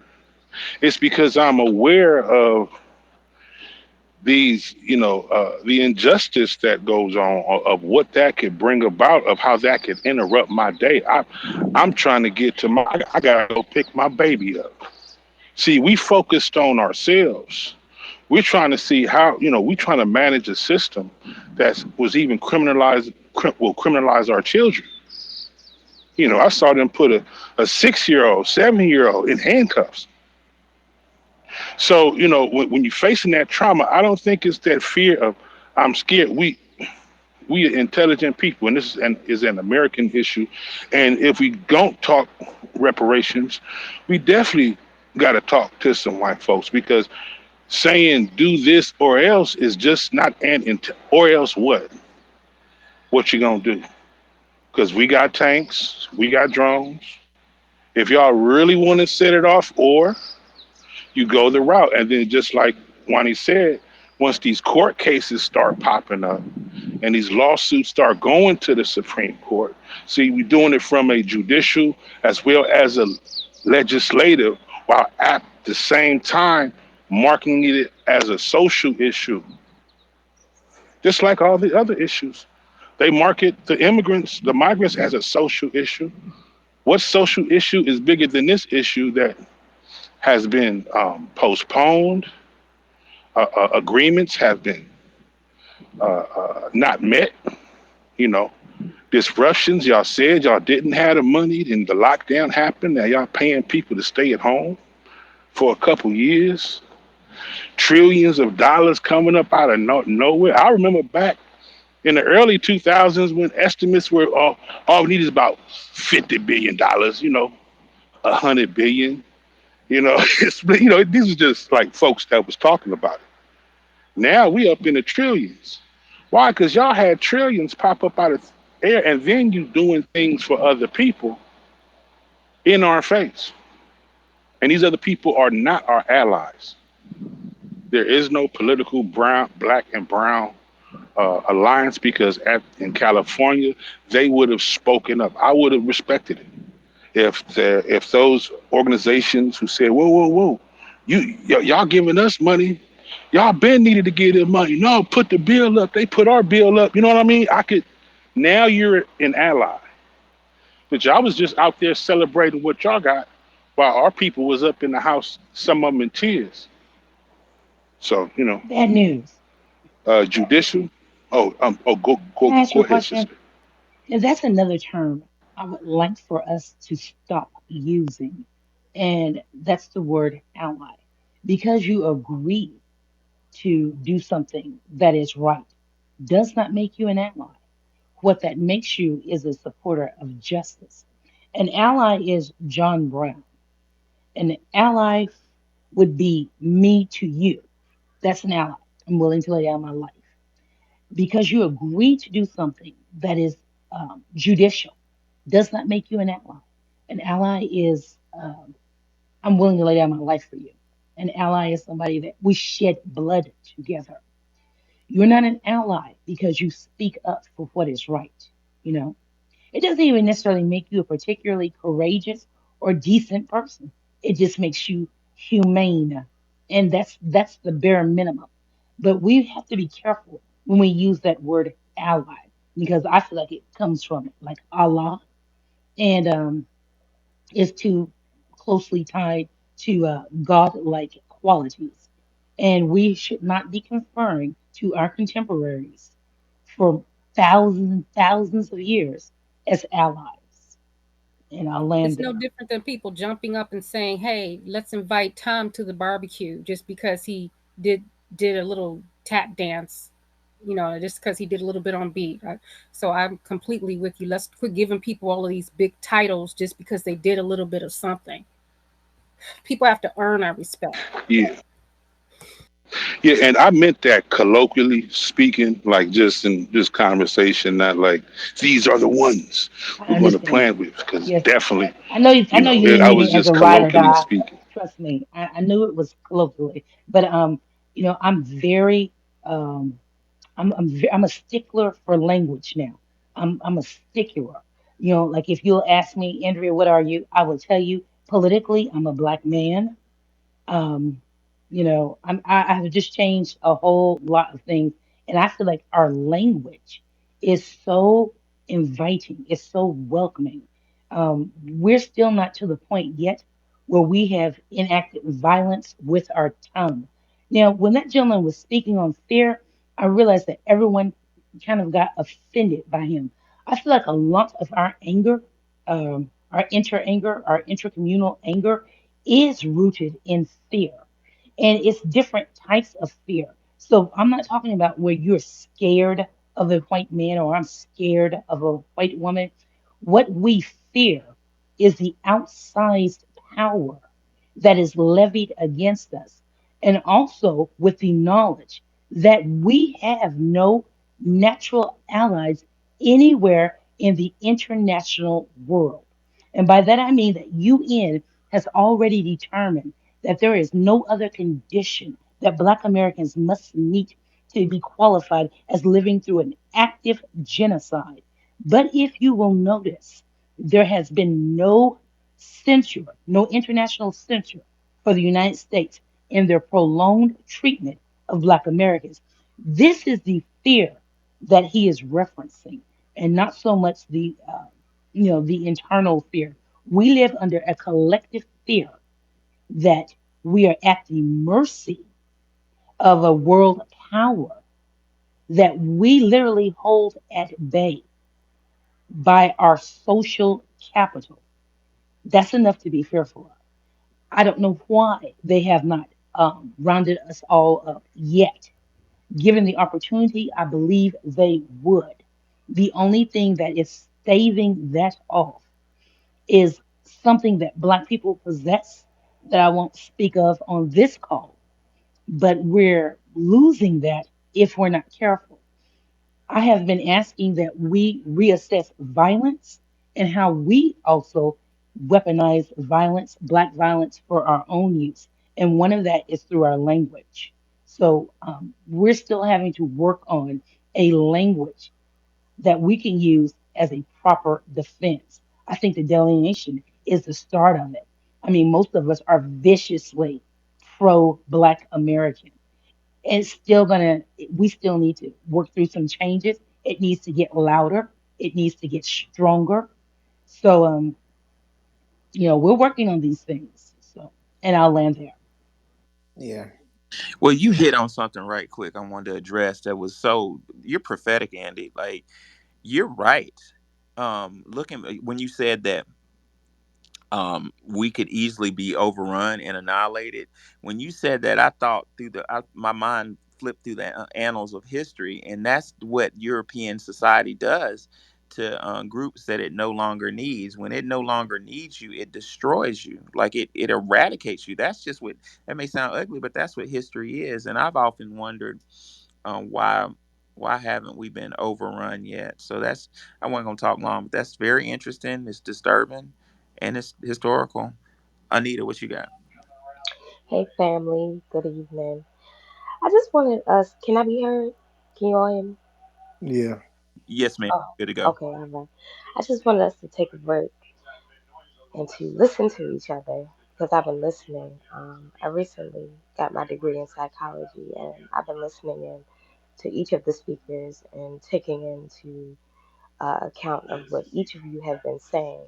Um, and I don't think we're understanding how we naturally feed off each other and how the conversation progresses because when I first came in, we were talking about the breakdown of the black man and the black woman and the feud that can go on in the household sometimes when the black man is out working and how that can play out between us in the household and then it trickles down to our children and so forth. And then the progression of the conversation went on to say that the different environments that we live in, it contributes to our own demise. It contributes to how we present in the world and then the bad news Brown, he got up and he said, when we leave out of the door, we are at war. Once we take one step out of the door, we have to realize that we are at war. Then the conversation went on to progress a little more. It said women, pregnancy, fatality, food poisoning, understanding that the children are the future. The conversation went on some more to talk about white women intimidation and the fear of injustice that could lead to the end of life behind white women and our men being in these relationships with white women or just being around these women. And then, we went on to talk about reparations. And then, it was a conversation between two about different ways of attacking reparations. And then understanding that we have zero allies. I mean, the conversation progresses, and I don't know if we're taking our time to actually hear one another out in what we're saying and how we are really just feeding off each other, and how the conversation progresses to resolution. At the end, Wani gave some very good insight in what she said. She built off Brown News, and then Professor Allen, then he went on to build off of that. And I just want to give us our props, man, because I'm sitting here listening and I'm really gaining and understanding for who we are and how we work with each other and how we connect and how we interwork. And it's amazing to me when we get together and we talk about these things and we offload. It's okay for an echo chamber. I'm sorry, I love it. I don't know about anybody else, but I love it, and I'm okay with it. So I just wanted to put that out there, and I appreciate every last one of y'all. Thank you. Is this Anika Much speaking? love, sister. Much love. I love that name, Anika. But you know what? Rather than considering us being in an echo chamber, I've decided to call it a safe space curated by the strength of our love. We don't have these kind of spaces. We don't Yes, have this I'm type of sorry. And freedom. then I miss, I'm so sorry. I'm so sorry. I'm so sorry, Miss Andy. I'm so sorry. And then I miss Nikki. What she said at the end. She said, no one is allowed to the barbecue anymore. I mean, that's it. That's the end on it. That's the Solutions. cat. I, I, Anika, I wish you were in here yesterday. Like it is. I don't know if I call it echo chamber either, because like we're building like real solutions. Yesterday, I learned some shit. Like Andy brought up a solution. She said, start saying no. Just guard what we have. We have neighborhoods. We still have black neighborhoods, and we need to just stop supporting. Just stop spending our money at these corner stores owned by foreigners who ain't supporting the football team, who ain't supporting the cheerleaders at the local school. Fuck you. You can't have. I'm not buying candy from you. That's power. And I forgot who said we have a voting block, but like we do have stuff we can do.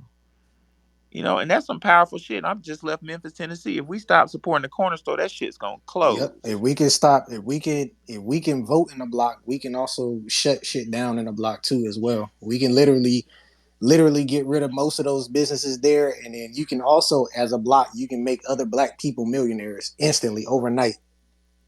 Who said that? Yes, sir. Who said that? Me, I Who said it. said that last night? That you know, John Horse. I love that thought. You see, John Horst and I are compatriots because you know what he's talking about.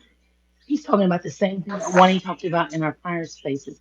That's called a gang, and it's an organic thing that we have to build, or excuse me, rebuild within our own communities.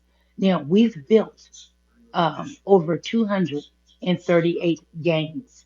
We call them communities that were decimated by white supremacy. And so, for every gain that we make, there is something else that is implemented to destroy that. That's why when the gentleman was speaking of fear, I wanted to just kind of like neutralize that. But let's recognize the truth, like Dr.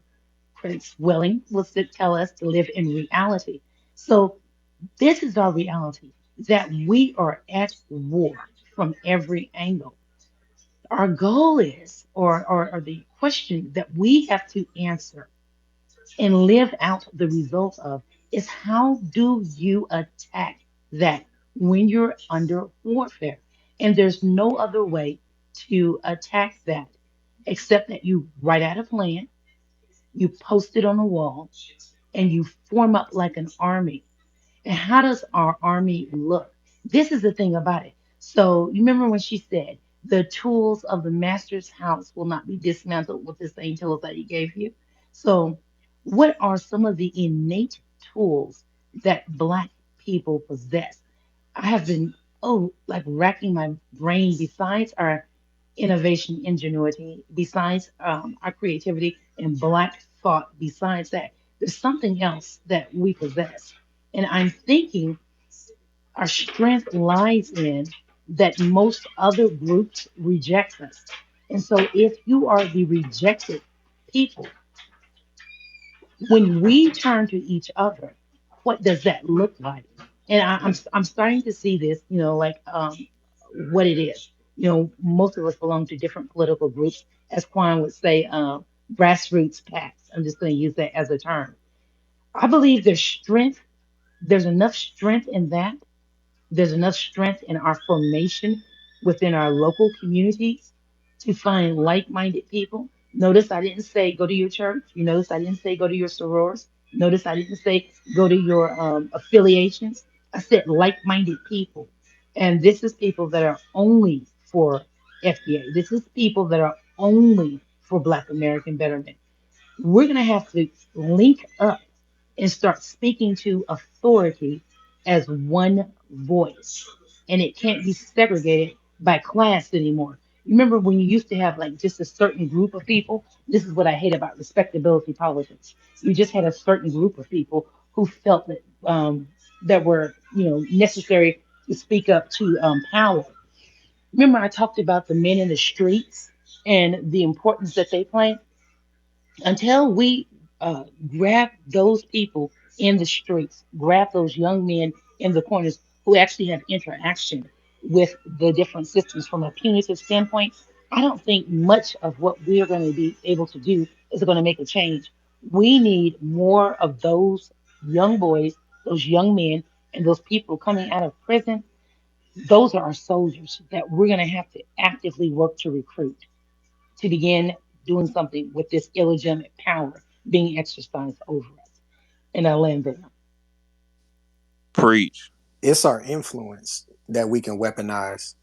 We got our influence and our ability to have we have a moral compass that a lot of other groups don't have. They understand that we're the only group of people that haven't tried to genocide any other groups or anything like that. So that's why you have the Palestinians and the Jewish people from Israel, and then you got all of these other groups. They understand our brand. We have a specific brand globally that other places across the world they don't have that. So we can easily, like I said, we do things in a block. So we can easily say, you know what, this guy over here is actually really cool. I think we all should go over here, rock with him, rock with these people. They do this, that, and the third, and they're just really good. And then we also have the strength to say, you know what, these people are trash. They're garbage. This is whack. I mean, hell, look at what's happening to Vlad. You know, you got more people, about to turn. He won't be here for too long. So we have that brand power and that influential power where all these companies throughout the world look to Black Americans to see, what I'm saying, where's the trend going. So we have to utilize that for we have to weaponize that. I agree. I've wanted us to do that for a long time. I don't think we realize how we weaponize that bus boycott. That was in all of the modes of transportation. And when they got rid of segregation, they were still doing it anyway. So they got rid of it legally, but Black Americans were getting on trains, buses, and what do you call those trolleys and L's and stuff like that, and they were testing it. And when the white people tried to make him get off or go in a separate area, they would sue. Some of them would get into fights and get beat up, but others would just go to the area that they were told to go to and then just sue them later. And they took them to court over and over and over again, and they did get money. So we do need to boycott. We do need to be more active.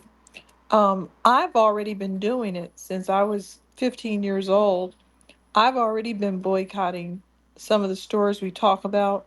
I refuse to go there. I won't go. I just don't go there. I don't look at it like it's a store. And if I'm pushed, I just make alternative arrangements. I just have to find Yeah, a you get store. your blunt wraps from Oh, elsewhere. blunt wrap. You If can I get your blunt you gonna wraps make from, me from you gonna elsewhere. make me come over there again. But, but Wani, See, this is why I'm why always on him. why haven't we gone to Nike and demanded that they do something? This is what I'm talking about. And this is from our young boys, our young men. Why Well, haven't we? we know I that don't Go think ahead. we should.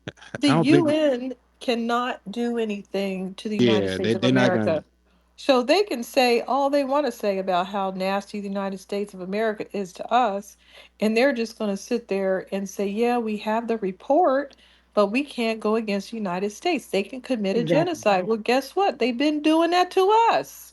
Yeah, No, they're I not. was saying why can't There's we go to nothing Nike and charge them up? Like why hasn't Nike spoken because out they on our don't. behalf? Say like That's what I'm saying. Can you We hear spent a lot of Kanye? money with that. No, I want to though. Hey, can y'all? Yeah, I can hear him. Andy, You can't hear can you hear me Kanye? now? Andy, Hello, can you hear me? Andy, can you hear Hey, Kanye? Andy, you hear I Kanye? put myself on. Yeah, I'll drop and come back. Hold on. No, I hear you, Kanye. Kanye. No, I I Oh, hear can't. you. I was wanting you to finish. I put myself on mute. so I think the whole going to companies and asking them for stuff. I don't think we should do that. I I'm not think we asking should. them for things. I'm talking about holding them accountable for how they have not helped and have garnered. Any billion of that, dollars. all that, any of that, holding them accountable, asking them for stuff, demanding they do whatever, however y'all want to classify it. I don't think we should do that. I think we should make our own shit. Realist. LeVar Ball, for all it's said about him, right? When he came up with his own brand, we as a community should have got behind that. So that way we're not dealing with a Nike. Because they'll do some tokenism shit, like release a red, black, and green Jordan or some shit like that. And that's their quote unquote giving back. And they'll do a whole little rollout about how the black community has always supported Nike and Nike now is giving back in the form of this shoe. That's what they would do.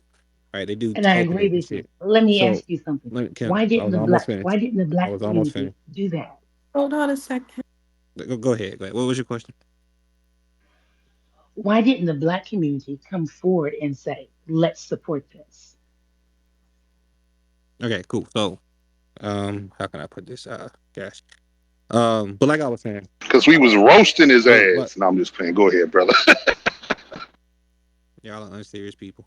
Um, but that's why. No, it's very See the serious. unseriousness right there. Like we trying to have an actual conversation, and like people. But anyway, but No, listen. brother, but that's what happened, brother. You got to let's see, let read brother between the let's let lines. brother Finish, Kanye Yeah, my Kanye. land. bad.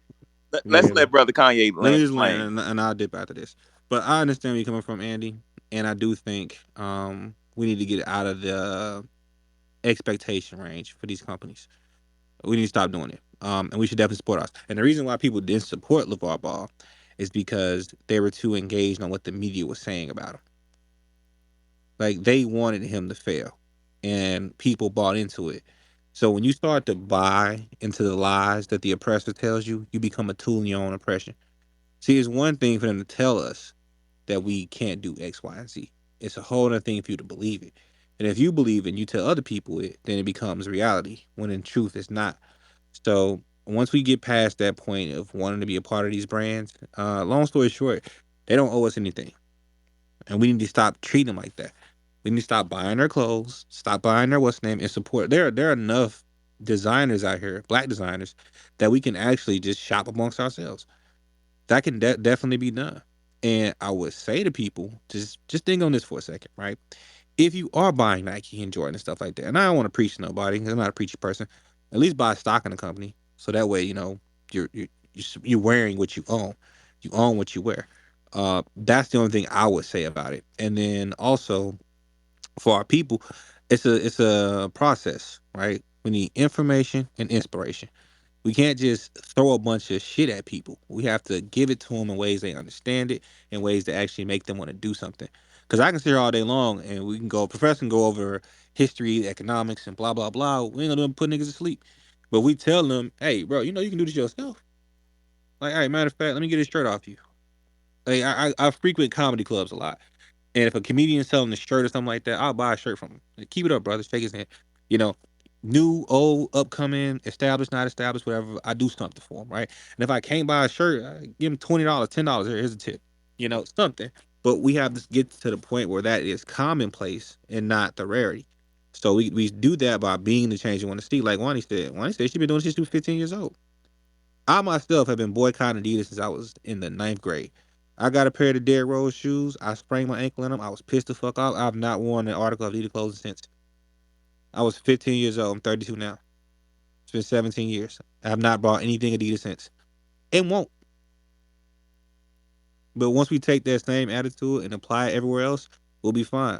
J.R. Smith is a basketball player. He was on these spaces, right? And he was talking about how they get together and they give money to certain schools and they use it for open gyms and shit like that. And I asked the question and I said, well, why don't y'all just build your own gym out there? Like I ain't trying to be in you niggas business or nothing, but y'all niggas is signing phone number style contracts. If y'all took 1% of that, you know what I mean, put a gym, like y'all don't have to call them for shit. Private location. Preach. And he was like, damn. And it's crazy because the very next year, him on the podcast saying the same thing. So it starts small, but to speak to what the young lady was speaking to earlier, Nika, it's not an echo chamber. We're just passing the word. Like what we're saying is not What a what lie, it's truth. So we just passing it. let's let y'all bring up some fire ass topics, man. And you, brother Kanye, that's a good point. Andy, that you, always that's a brilliant point. But I wanted to kind of support and give some. We're gonna stand on the shoulders of giants, so we can see a little bit further ahead. Let's lean on Dr. Frances Cress Wells and what she had to say about why we don't, like Kanye said, build our own stuff. It's psychologically by design, and the reason why I'm bringing this up is once we know what's going on, we can say, "Oh shit, that's why I do that," and we can get to the point where we can build our own stuff. Dr. Frances Cress Wells in her masterpiece, The ISIS Papers, page 243, second paragraph says, "Inferioralization is essential to the process of oppression. It ensures the oppressors need not be troubled to hold the oppressed constantly under gun and key to keep them in an oppressed state. It keeps the oppressed from effectively challenging the oppressive proceeds and system. In this way, the oppressors mold the oppressed to share fully in the process of their own oppression." That's that Nike shit. Wear my shit. If you don't wear my shit, you ain't shit. And they do that through. I did that shit when I was a administrator with the COVID grant. It's called extrinsic motivation. You find somebody that you want to be like. You remember, I want to be like Mike. Man, every little boy on the planet wanted to fucking dunk a ball like him. So you get him to brand some shoes that's cheap, worthless, and fuck it, everybody wearing Jordan.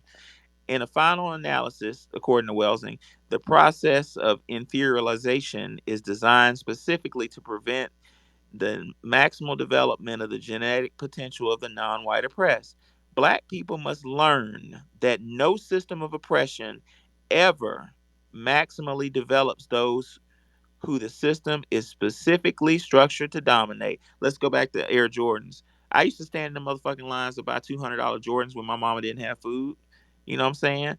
What did Dr. Wells say? The system is da da da da da. She said no system of oppression is maximally developed for those whom the system is specifically structured to dominate. Those $200 pair of Jordans I bought with that little bitty pretty blue bubble on the bottom were designed to tarnish in a couple months, so they turn yellow. So the girls say, "Hey, Big A, when you gonna get some new Jordans?" They were designed to oppress me. We need to start seeing it that way. Such a system only permits the oppressed, I'm sorry, to survive so they can continue being oppressed. That's your fucking reason. Is here You're here to be oppressed. Them Jordans are gonna turn yellow in 2 months, so your ass can go buy me some more Jordans. Get under the whip. No system of oppression is structured consciously to destroy itself. The maximum development of all black people would prove false the ideology of white superiority. Thus, if black children and black people as a whole are ever to be fully developed, black people themselves will have to enact that development. That's what Kanye was saying. We need to build our own shit. Um, Really good topics, guys. Bad News Bear, what you got? Now, don't start calling me Miss Brown. Miss Brown. Wani, you started some I stuff, Wani. started it. Wani. Sorry. So I'm gonna save that for my All right, brother burner. Brown. I didn't have my No, you glasses know, on. hold on, hold on, it's all good. Uh, the thing with the, and I believe every black businessman and woman should look at the LeVar Ball thing. When I said we roasted his ass, that's actually what happened. Because there's a number of things that probably he didn't consider. Uh, First, in making the shoe, the warehouse that you're using, what alliances do this warehouse have with other shoe companies like a Nike or an Adidas? He be sabotaged there because of them coming apart. They said that even his son had to swap shoes mid game because, you know, so that's a manufacturing issue. So I think wherever you have um, what you're manufacturing, that it's in a place that these corporations cannot mess with. Two, they would joke about not even getting them. It'd take months, and they'd still be saying, "Look, I bought it right here." So they was roasting about that. That's a chain issue and also a warehouse issue because why are they not putting that stuff out? The third thing, since we're talking about shoes, I don't buy shoes based on the name brand. I look at what are the claims, the arch support, the memory foam, and all that stuff. I'm rocking some steel toe sketches right now. Look straight like tennis shoes, but they comfortable. Um, Taking that into consideration and having a research and development. Um, what LeVar Ball was doing was trying to create a black American shoe business. Um, and it should have been celebrated. But with social media and with the way that things look, people not getting their stuff, maybe the shoe not being as durable as they would like, that made people look at the shoe differently. Especially, you ain't even got to see the shoe. You hear somebody talk about it. Oh, I ain't getting them. So in business. There's a number of things that you want to think about if you're talking about a manufacturing type clothes and whatnot. Where it's being manufactured, making sure that they're not on payola for some other corporation because they'll sabotage your shit, but they fulfilled their order. You know, they may be late with orders. It's a lot of things to consider. Making sure you're getting the right material. They may swap out material.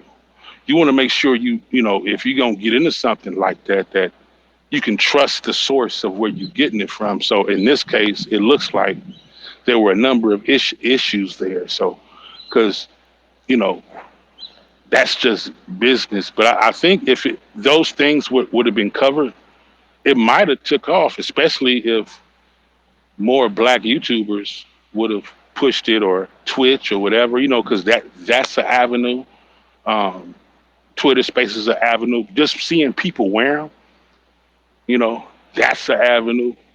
People hooping in them, but they got to be durable. Listen, And I got to get them in a timely fashion. bad news. I understand exactly what you're saying, and I understand what Kanye is saying about supporting the businesses. But just to be clear, that's not what I'm talking about, not Black entrepreneurship this time. What I'm talking about are those institutions and businesses that we generally support. I'm talking about we use the power of social media to begin punishing those things from a political standpoint. When I'm on these calls, it's all about politics, y'all. It really is. I'm interested in revenge politics. So when I say that I would love to see it trending, that Black people are no longer going to be buying Nikes just for the sake of Black people not buying Nikes, that's a political abnegation. That's what I'm talking about. I would like to see Black women stop buying hair and getting their nails done if it's not by a Black American. You understand what I'm saying?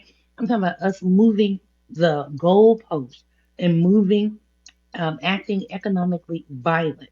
Like the same violence that's been acted against us, I'm saying that we begin enacting that same violence by holding our dollars in our pocket, but also symbolically sending a message that we're going to begin withdrawing from those industries and sectors that we normally support and that are tenets of Black American culture. A sneakers society, my hair and weave, for the little videos and to be sexy in the clubs. I'm talking about stuff like that, that we begin punishing the society that punishes us economically. I want that's beautiful, Andy. But before we lose context of what the brother was talking about, I wanted to point out something. Synchronicity. Wani, could you explain? Because I have a hard time explaining Synchronicity. synchronicity. No, Yeah, no, what I view it to be is if you look at the stove and it says 1111, or if you're talking and someone says the same words you're saying, or you're watching a video and you're typing and it's the same words that are being typed. It's just little weird things that happen. It makes you know, that's odd, and that's pretty much impossible to sync those things up. Um, that kept happening. Bad News Brown kept saying manufacturing, man, and I was reading Manufacturing Consent because I feel like that's a book that's it. that the foundational Black American community needs. I've been feeling that way for a while, and it was relevant to what we're talking about. Manufacturing Consent, I put in the jumbotron, is a book written by the great Noam Chomsky, uh, uh, America's uh, most popular professor. He got to be 97. He's still alive. But Noam stood out on a ledge and said, "Fuck it, I'm gonna tell the truth" in the 1980s, and got blacklisted. He wrote that book that's in the jumbotron called "Manufacturing Consent" with Edward Herman. He helped him out, and that book shows how the media manufactures consent, and that's what we were talking about. Why do we wear Jordans? It's all the media machine, and this shit is deep psychology. This is PhD. This is Yale PhD type shit. In your face, making you get them Jordans. You know what I'm saying? Deny the little black boy opportunities. Tell him he's stupid. Then you show somebody look like him with all the girls, all the cars. All you gotta do is play basketball, and you can save your mama. I mean, this shit is insidious beyond insidious. We're not gonna make it to the NBA. So shit, at least I'm gonna buy the shoes. That gives me my little taste of glory. But the shoes ain't gonna last 2 months because they're designed chemically in the lab to tarnish. So I gotta keep buying the shoes. Don't have the money to buy the shoes, so I'm gonna fucking rob some. Just it's a system. Well, in manufacturing consent, Noam Chomsky says a propaganda system on page, what page is this? Oh, I love this book. He says worthy and unworthy victims. It's just that simple. The media system is set up on the premise of there are people who are worthy and people who are unworthy. That's how you use people. That's how you create a caste system with the media.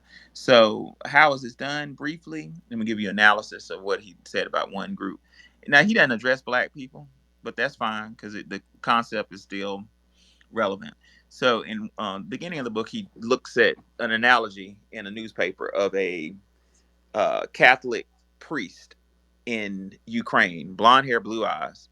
The Russian mafia went to the Catholic priest and said, "We need your building."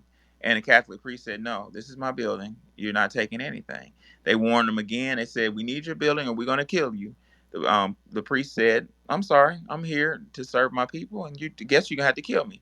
So they killed him, and they raped his daughter. This is kind of explicit. They killed him really bad, gruesome, like, mutilated him. They raped his daughter, and they killed his wife to make an example. The Russian mob did. So at the same week, an identical thing happened in El Salvador to some Hispanic people. A Catholic priest was dealing with the Colombian cartels. Similar situation. The Colombian priest, I mean the El Salvadorian priest stood up to him. Same situation, and they did similar things, except it was worse. They killed the Colombian priest, mutilated him. They raped his wife, mutilated her, and they abused the daughter and mutilated the daughter. Similar pattern. So both these stories ran concurrently in the newspaper. Only thing was different is something subtle that we miss. The newspaper article on the blonde hair, blue eyed Polish. I'd say Ukrainian. I meant Polish. The Polish priest was a page long, filled with, sympathy. That blonde hair, blue eyed priest was a worthy victim. He was worthy of the news's affection, worthy of the news's sympathy. Pictures of the family, pictures of him hugging his little girl. The news was saying, basically telling people, "Oh, look at him. He was a nice guy."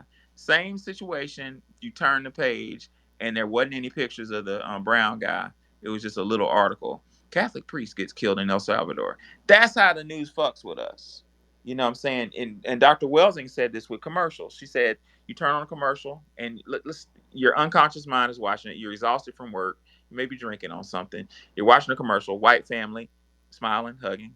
Then white family, walking, holding hands. Then white family on an Ozempic commercial, frowning. Then they get the Ozempic. Then white woman and her husband smiling, white smiling, white smiling, white happy, black dude in jail.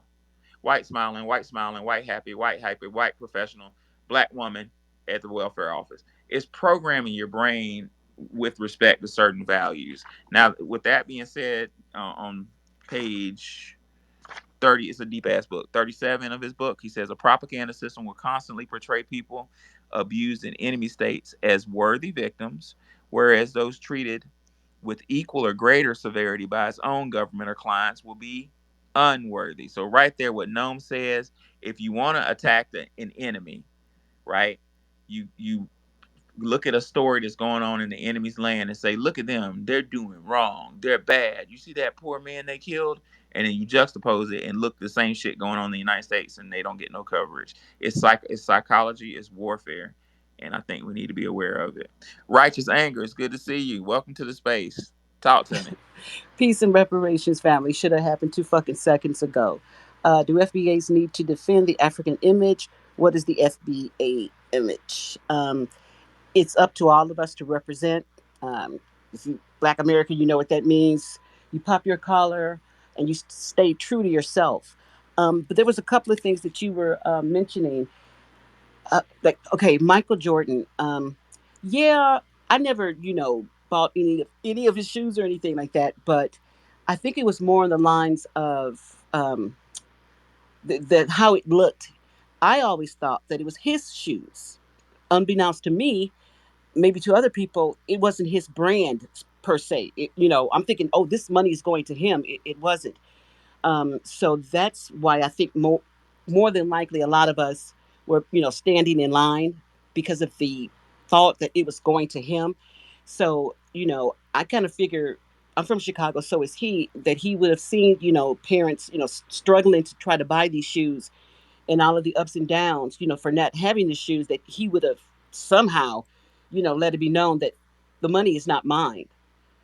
I didn't make these shoes. These are not Michael Jordan Jordans.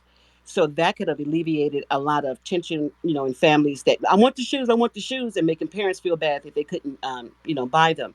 So I think that's the reason for me. I would have stood in line because I would have thought it was his. Um, you guys, there's a there's a little clip or whatever showing that the Georgia shooter, but they have the face of a Black American young boy. Yes. He's actually the victim. So that can explain how they do us, for media. Then the last thing is, learning about all of the billions of dollars that this government, this bitch has stolen from us, called America. If you add it all up, we literally were the platform for every war, everything that has come about. We paid for it. All of the money, all of the things that they destroyed, all of our inventions, all of the billions of land. We literally subsidized this bitch. It's insane to think about. I mean, certain things that I found of 36 billion, 118 billion, just in different categories. Where was the money coming from if it had not come from us? So I just want you guys, sort of, fester on that, because my tag is righteous anger. Righteous anger, long overdue. So all of the money that they owe us, talk about being out of terms. America's big on credit. They're 30, 60, 90. That's just in the centuries. So yeah, when they start to, I ain't got it, hitting their pockets and shit, just remember, but the billions, where was this money going to come from if it had not come from them overtaxing us, stealing our property, making us pay for things 2 and 3 times? So yeah, I'll grab my keys and I'll shut up. But thank you. Yeah, thank you for that, Righteous Anger. And with the example, it's good to have you hear from you again. Ain't heard from you in a while. But what she brought up a good example. I never even seen it, but it fit right into Noam's paradigm. So are y'all saying that the news was showing a picture of the baby who Yes, got they shot? were. Yes, Oh my that's what they God. did. His name was, and the reason why I remember that is because my son is autistic, and this young man was autistic, and I'm assuming because his family was concerned that he couldn't be let out, so I'm thinking he was severely autistic, and yes, he was murdered, and they had his face listed as the killer. It was just hideous, but I'm it's going to something start a that they stopped. hashtag for that news station so we can put them on full alert. That is misinformation. How dare they? Well, tag me into it Post it too, in my and we can jumbotron. I'm say gonna ugly follow it. things Let's about do him. it. I'm gonna go back down and listen. That shit pisses me off because it's intentional. Remember It's Just when intentional. the attention. COVID virus, they kept showing Asian people and they became the face of the virus, which they created and which came from them. They actually did something with the media and then they started showing black people. Like, what? How are we the face? Then they started putting out propaganda that we all had it. What? No, we didn't. And they didn't have to list their that they were infected. They didn't have to list that. So if you look at who had it, it doesn't show an accurate amount. They didn't have to say they had it. They removed them from the media, and all that was to protect them.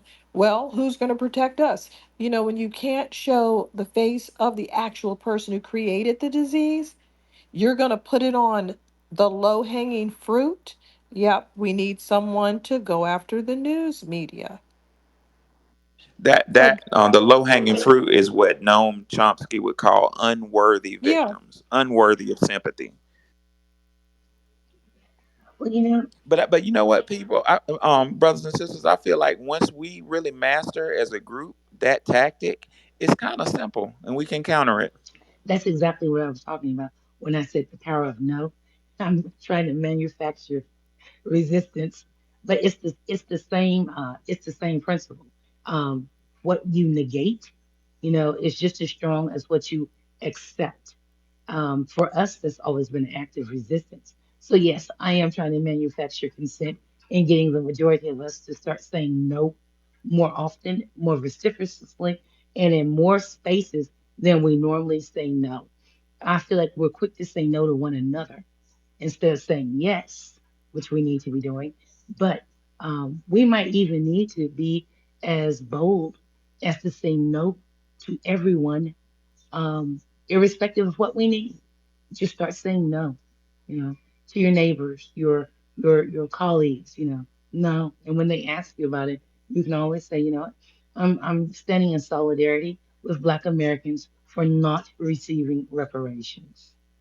Preach, standing in solidarity. Did y'all hear that, people? Wow. Beautiful, Andy. I love the Marines. Like, I bonded so hard with you guys. It's something about that spirit, I man. know. And I used to think that I joined because I wanted to be a Marine, but I think I just gravitated towards my tribe. But Yep. being Black, that is something that is totally different. Um, Actually, harnessing the power of Blackness, which is something that we need to start keeping within ourselves and only using for ourselves. I mean, I vowed years ago, if there's anything within me that is worthy, that is good, that is tangible, it is only to be given first to Black people and second as charity.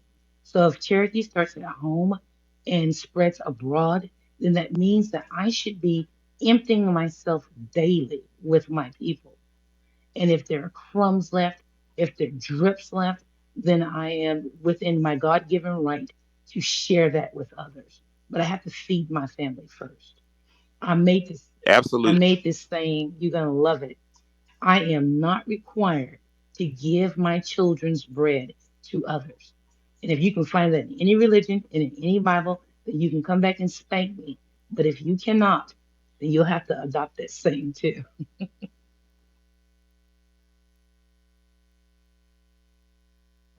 When you were talking earlier about respecting each other and standing in solidarity, I was thinking about what our children would think, because our children are, believe it or not, Gen Z looking for direction. That's one reason why they tend to like me, and administrators tend to fire me. I've gotten in trouble already on my new at my new college, but because just showing, you know what? This is a sidebar. What I'm starting to get pissed off at is I'm not ashamed of being Black. You know what I'm saying? And I dress my ass off every day for the kids. I do that for my students. And I'm quiet. I don't talk a lot at work with colleagues because I've been burnt, and I just mind my business. And y'all know it is just pissing it's pissing these professors and educators. Like, this Black dude is not talking to me. Like, it's driving them nuts, people. But I was thinking of a passage out of Dr. Welsing's book, when you said that if we stand in solidarity and say, nope, not doing it. I'm standing in solidarity with my own people. The kids, our children would notice that, and that would initiate a movement. with Gen Z because they're already smart and they're slightly rebellious. Dr. Welson says black children learn that black people do not respect each other, which also means black people should not respect themselves. The children, in turn, will teach those of following generations how to disrespect themselves and each other, thus, how to remain oppressed. I'm an early millennial. My mama was, my parents were, they were older. They were boomers. And I'm not demonizing every boomer. And my parents were kind of radical. They weren't typical selfish turncoat boomers. But I will say the boomers taught us to look down at other black people. At least in Birmingham, the boomers would say, "Look at her. Look what she got on." That's all we used to hear. Look at him. Look how he look, child. Look what he drive. What, you know, that's what Dr. Welson said. Teaching the children in turn will teach those of the following generations how to disrespect themselves and each other, thus how to remain oppressed. You know what I'm saying? We need to reverse that cycle. And like Andy said, we need to exercise some discipline and say, nope, not shopping there. Well, why aren't you shopping there? I'm standing in solidarity with my people. Ooh, that's some fire, You Marine. know what? Now, do you notice that everything that you're saying about how you're engendering feelings with your coworkers, it's not from interaction because usually familiarity breeds contempt, but because you as a black man are choosing to withhold your presence or the power of your presence, they're feeling threatened. This is something that we have to teach our people how to withhold your essence because that's what we protect ourselves with is our collective social capital that sets trends. But black people spend a lot of time ingratiating with other people to keep them from acting hostilely towards us. That's why I said about what can we do to reverse the things they use as weapons against us, and for us to turn that as a weapon. You remember I keep saying we're going to have to withdraw socially. Could you all imagine looking at a basketball game on TV and not seeing one single Black American face? Could you all imagine that? People would stop watching basketball. Okay. Could you all imagine if you started hearing that dumpsters all over the United States were filled up with a certain brand of shoes or a certain brand of sweatpants? This is what I'm talking about. These things that we can begin doing covertly to show resistance.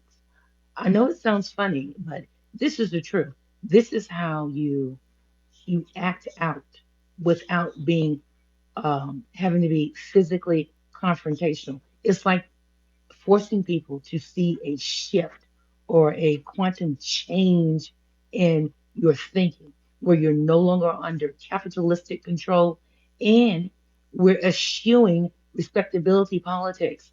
So by that, And go Andy, ahead. here goes a brilliant, here goes a brilliant thing about what you're talking about.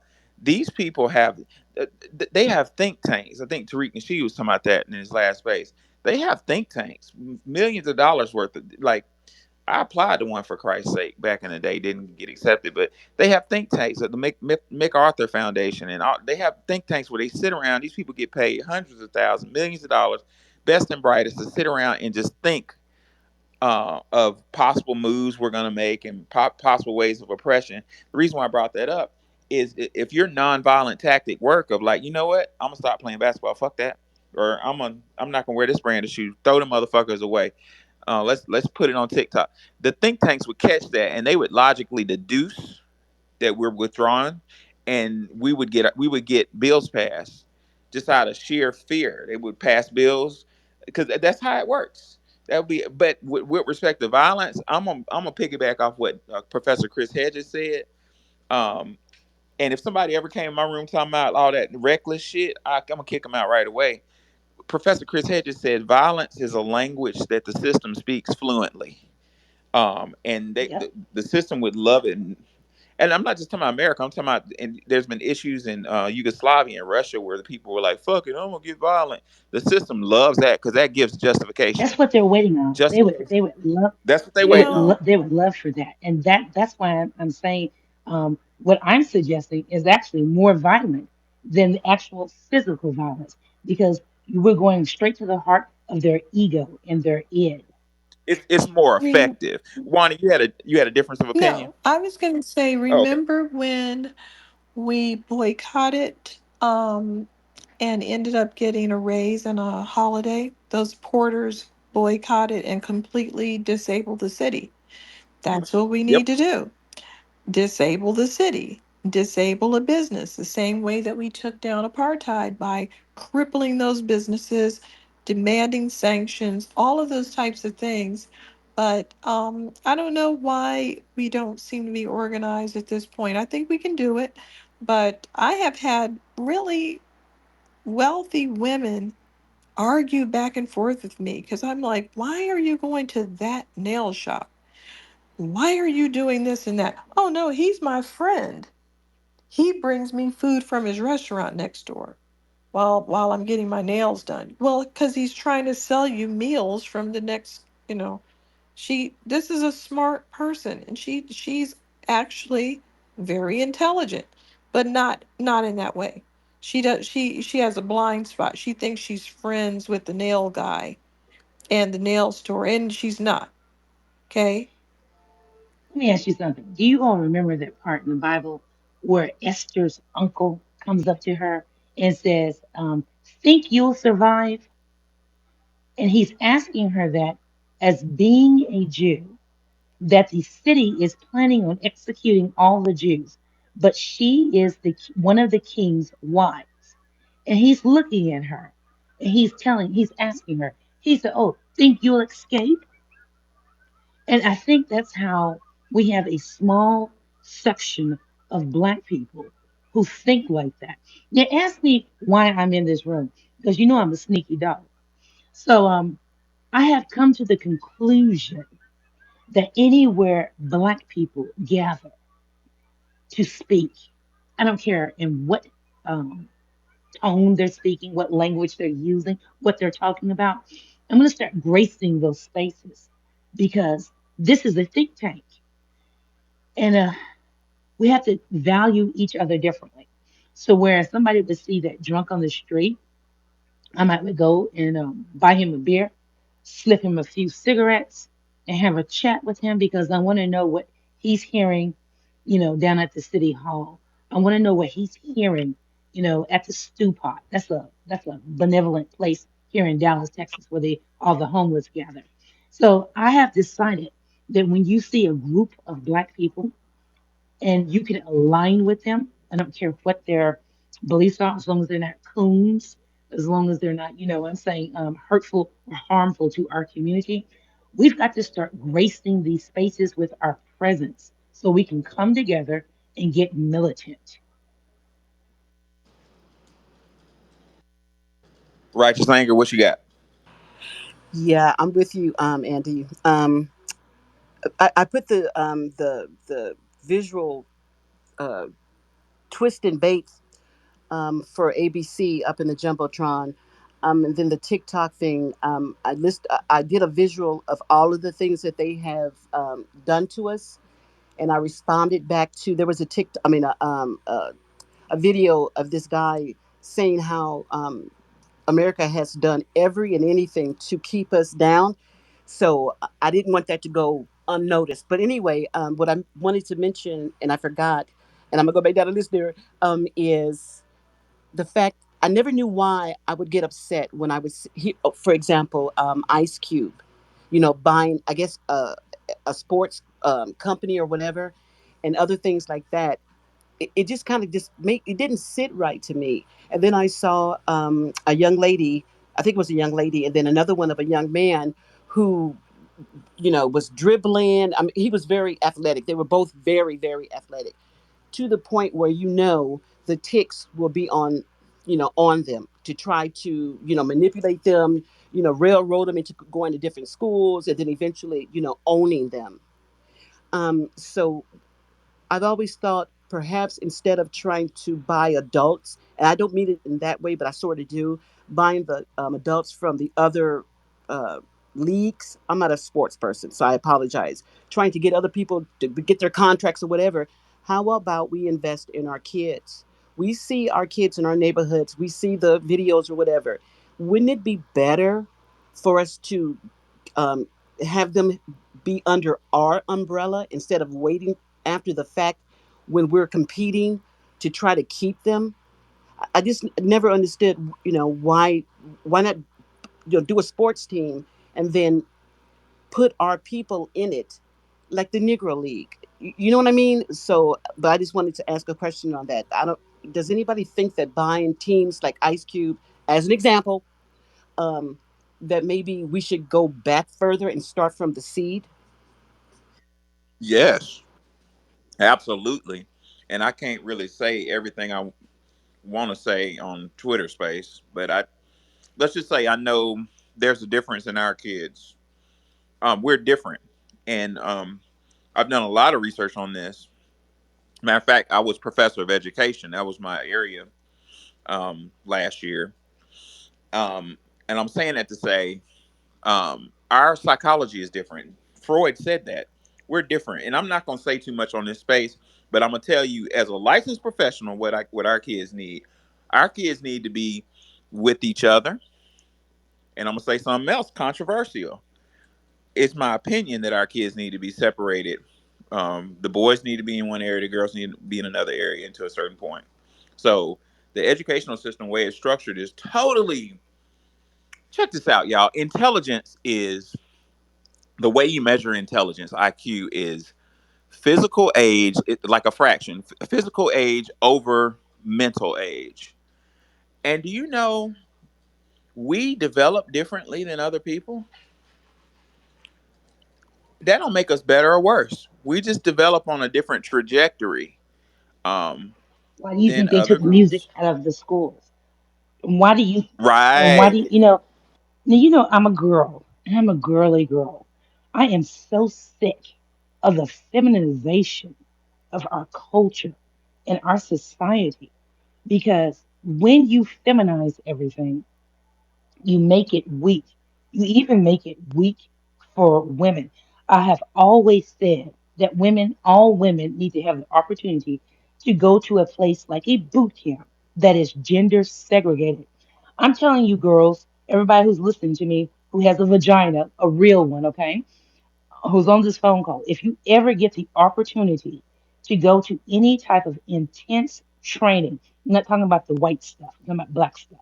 If you ever get an opportunity to go to any type of intense training, I don't care what it is, that's ran by black women for black women, you are going to come out of there a totally different person. If you ever get to live for just a hot second without the gaze of the opposite sex and that care and that worry or that attention that we normally give to men, it changes you so fundamentally. And when you had black people in the 80s advocating for like all boys schools or all girls schools, they knew exactly what they were saying and what they're doing. Because when you get to segregate gender, you get to develop your true innate self. I'm not talking about sexuality, okay? Facts. I'm talking about how you are, how you came out your mother's womb and how you are. This has nothing to do with sexuality. And This is your you can whole be self. real. Yes. And it's It's just like with foundational Black American young men, like back in the day in Birmingham, and Tariq kind of brought this up in one of his spaces, but we're from the same town. In West End, like people would, when we were around just black men, they be like, man, what the fuck wrong with your hair, dude? What's wrong with your line, man? Just look at this nigga head, man. And we laughing at him. And after we cut him a little bit, we're like, man, look, get this nigga $5. Come on, man. Let's go to the barber shop. And then we sit you down at the barber shop and give you a line up, get you all cleaned up, and see, man, don't that feel better? You can act differently with your own people and your own gender. And what I resent You about can, that is that when yeah, you have black men, I keep telling you black men are a luxury. And I learned that in the military. So when you have a group of black men, their space is always being intruded upon. So at times, being a female, I was able to slip past that line and interact with them. You can't hardly carve out a space for black men that some other ethnicity does not try to weasel up in to get that energy, to get that spirit.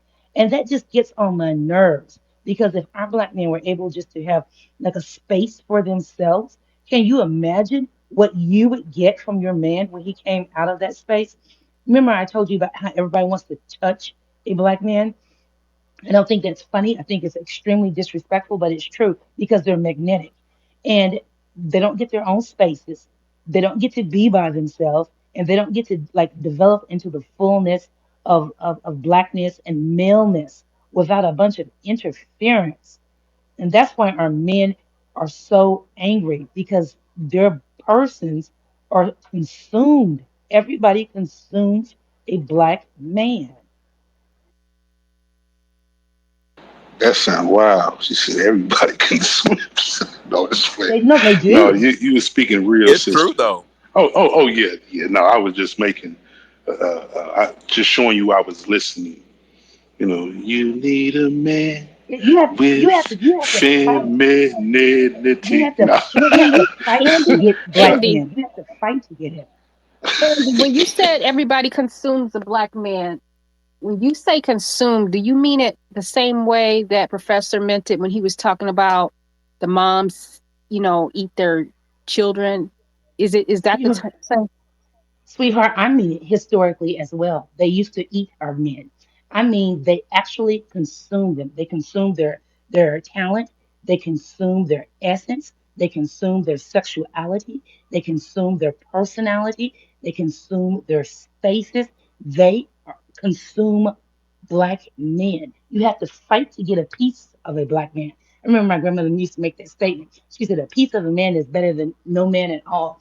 And if you knew my grandmother, you would think I'm talking about a wild one. No, I'm not. I'm talking about Pentecostal. I knew what she was talking about because our society is geared towards destroying them so we won't have a community. And that's what I mean by consuming them. And that's why when they go out and they're at war and they come home and they're whittled down to almost nothing. If you give a black man at least an hour or two to regroup after he comes in, he's a totally different person than he is that person when you first open that door because everybody has consumed so much. I'm so sorry. I accidentally muted the space. I'm sorry, Andy. Go ahead. Go ahead. No, I was talking about how everybody has consumed so much of his energy. Like if you give a black man at least 2 hours to unwind after work, he's a totally different person than he is the first 5 minutes when he walks into that door. Because one, he gets to take off his protective shield, that part where he has to protect himself, like he has to navigate this hostile space where he's walking down the street, he's in a restaurant. Where everybody deals with him from a hostile standpoint. Two, he gets to be his full intellectual self, where everyone's not over talking him, double talking him, and putting biases and stereotypes and tropes on him. So then and then three, no, four, let me go to four. He gets to interact with you from a standpoint of honesty. And I have just noticed this, like black women live under that same thing too. But what I keep trying to convey to the black woman is the reason we live under this is because our men are so attacked that they can't really protect us without automatically Preach. losing their lives. And so, Andy, as a black man, I'm dealing with that right now. And that's so beautiful because that's why in this new position, I've tried to withdraw yes, and just keep to myself. And I didn't anticipate me just being quiet, pissing people off. ye- I didn't even, because yes, I'm so used, I'm 6'3", yeah, oh God, and I'm not the most masculine motherfucker on the planet. I'm a big geek, but I'm clearly like a dude. You know what I'm saying? exactly. And like I've noticed in my whole career, even at school, what you said was accurate. When I'm in other environments, You know what? when I start talking or Mm-hmm. intellectualizing, other men have to one up me. Yes, You know what I'm saying? It's like this competition thing, or I have to walk around and like fakely, hey, how you doing? What's going on, guy? And Exactly. that's not my personality. I, But yeah, you telling the I would truth. have never paid this any attention. We be having dictionary duels. Yes. No, I'm just playing. I Go ahead, They I Britt. work do with that a this lot guy. on this app. They do that, Yes. one-upmanship a lot on the app. I work with this guy at my last job. His name is Rod Calloway, and he has three daughters. He used to be a professional football player in Canada. And he the way he presents is like what obviously 100% now because he's an older Gen Xer. Okay, so you all have to. I'm gonna give you this example, and you're gonna laugh when I tell you this. So you can obviously tell that I'm no shrinking violet, right? But when we were in the office, and if I was having an issue with someone, and believe it or not, I know you're all surprised that I had issues with people. Um, he would stand up, okay, and not he didn't do this like one time. He did it every single time. He would stand up and he would say, I mean, he would just like straight defend me, not like in a street or aggressive or a brawl kind of way. It was just like pure masculine. He was like, and well, Andrea, this is what you need to do. And when we be on the call with our boss and stuff, he would just like start talking over me for me because he felt like I was being mistreated. He did that for my salary. He did that with an unpleasant manager that I had. Now, it goes even further than this, okay? So he started bringing me stuff for like the holidays. And I mean, he just was like a straight man, and it was just, I was like, okay, this is how men are supposed to be. This is how black men are, they're really like that. And he made that comment in a meeting, and he said, I know, I can scare women. I've had to do this like all my life. And he just got to the point, like, I'm not going to do it anymore. I'm just going to be um, a man, man. And he could really make them behave. All he did was just be a black man, which I found to just be amazing. That's all he did was just present as a husband and a father, and that's it. But he was so black with it. Oh, it was just delicious. And that was a threat in the corporate environment. Yes, it was. Because first off, men feel threatened. I had an instant. I was torn. I was debating. Should I tell you, James? You coming up next? I see your hand, but I was in a meeting the other day, and like I said, I've been keeping quiet in lecture. I'm animated with the students, but like with my colleagues, I'm trying to be invisible. That shit ain't working. So my whole career, I brought laptops in to take notes and stuff. That's like the common practice. You bring your damn laptop to a meeting.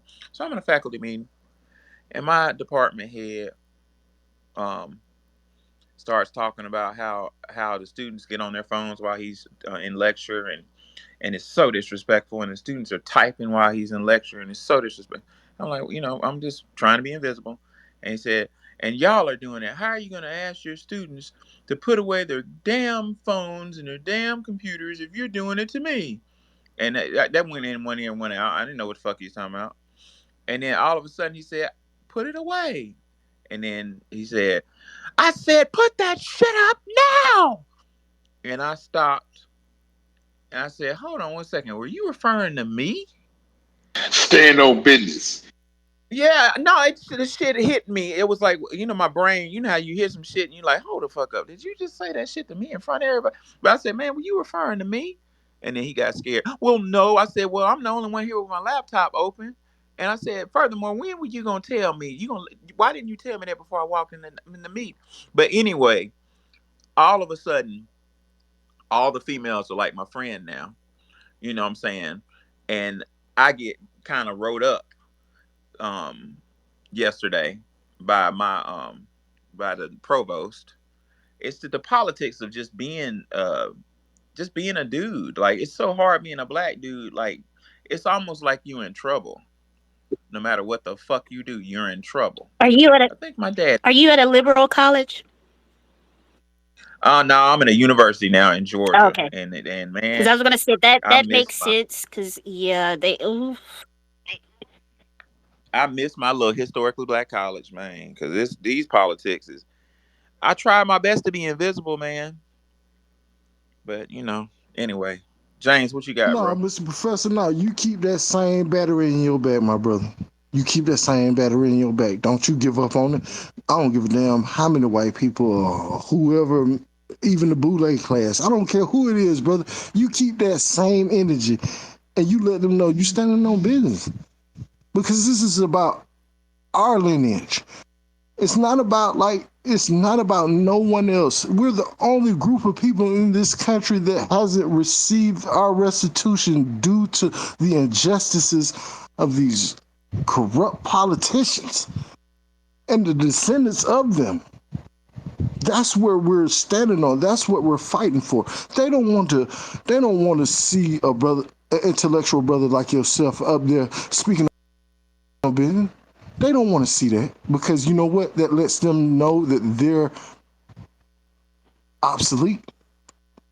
And that's what I want all of us as black people in this room right now, because I'm in a room full of intellectual black men and women right now, that we can start our own coalition to stop this. Because especially with Tamara Shealy, I don't even agree with Yvette Carnell, but oh my God, the way she spoke tonight, I just got to give her for her flowers. I'm sorry.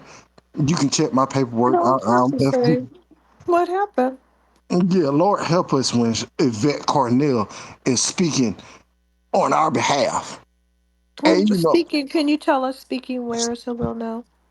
now when she came in the meeting earlier in the meeting, like round about, I want to say around Mm, like 6:30, 7:30, well, 6:30, the one in 6:45. Los Angeles. No. Vet Cornell spoke in the one in Georgia out here today. Okay, I'm out here Fulton for the, County. yes, ma'am, Fulton County. Got it. Proceed. And the way she spoke from, they're not like us.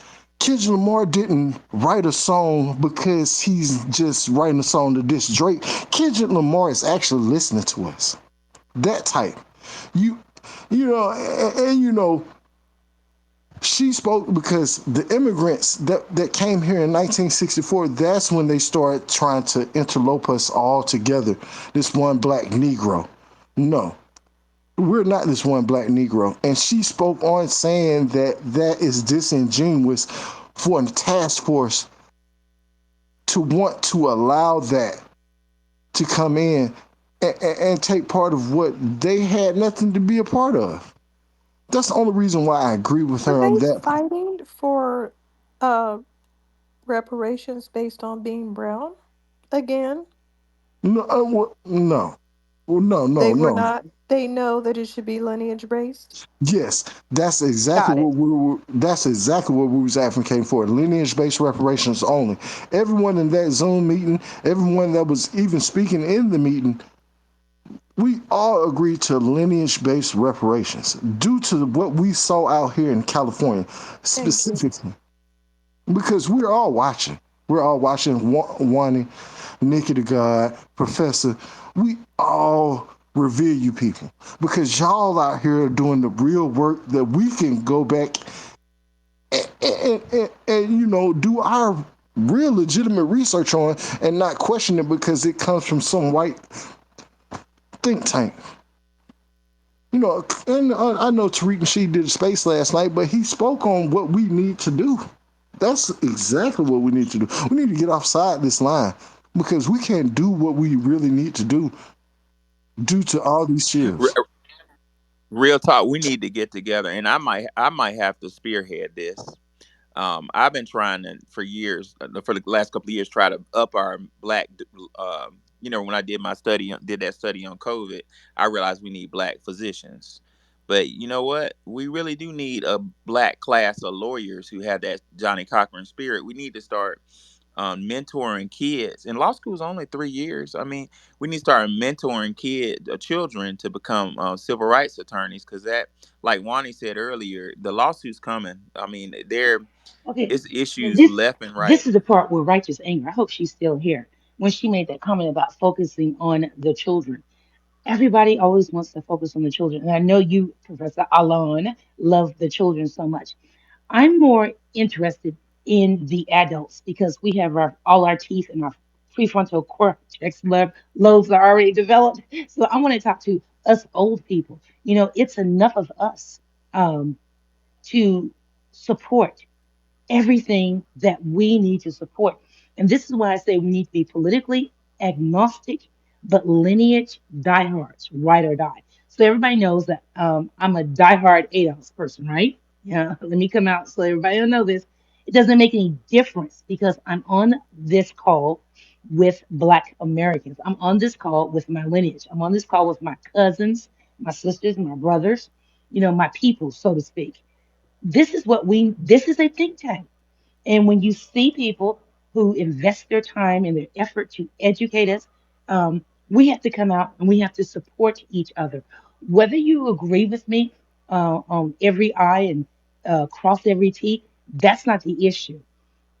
And especially if you're a true Black American, some things you have to lay aside. You have to lay it aside if you want us to succeed. You might not agree with me on every single thing, but you know what? I agree with us about getting reparations. You know what else I agree about? Reducing the incarceration rate of my people. That's important. So, it's things that, the important things that we agree on. We can't let the little things hang us up. I'm not a Muslim, Andy. But I think the Honorable Elijah Muhammad said something that really sums up what you're saying. Um, Elijah Muhammad, I think it was Honorable Elijah Muhammad. I think he said, it was him that said, "We can argue about religion once we're free." So we can Yes. argue about the little particular stuff, and we can fight like cats and dogs once we're free.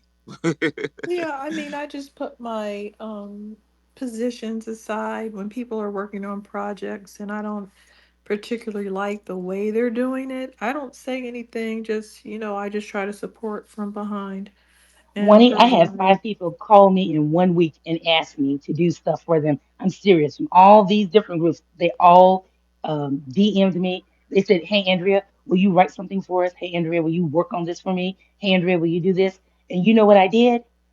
I lit my cigarette. I made me a double espresso, and I got to typing. Do you hear me? That's what I did. I got to typing. Um, they told me, they said, if I have to call you back, will you work with me? I said, look, I'm available 24 hours for you. That's what you do. That's what you're supposed to do if you're a Black person. It's sure is funny. Anybody can ask us to do anything for anything else, and we'll kill ourselves trying to impress each other to do it. Somebody Black asks you to do something, and the first thing out of your mouth is, "Well, I'm not this. Well, I don't know about it. I'm not that." Okay, when we talk about the code, that is so off code until I could scream.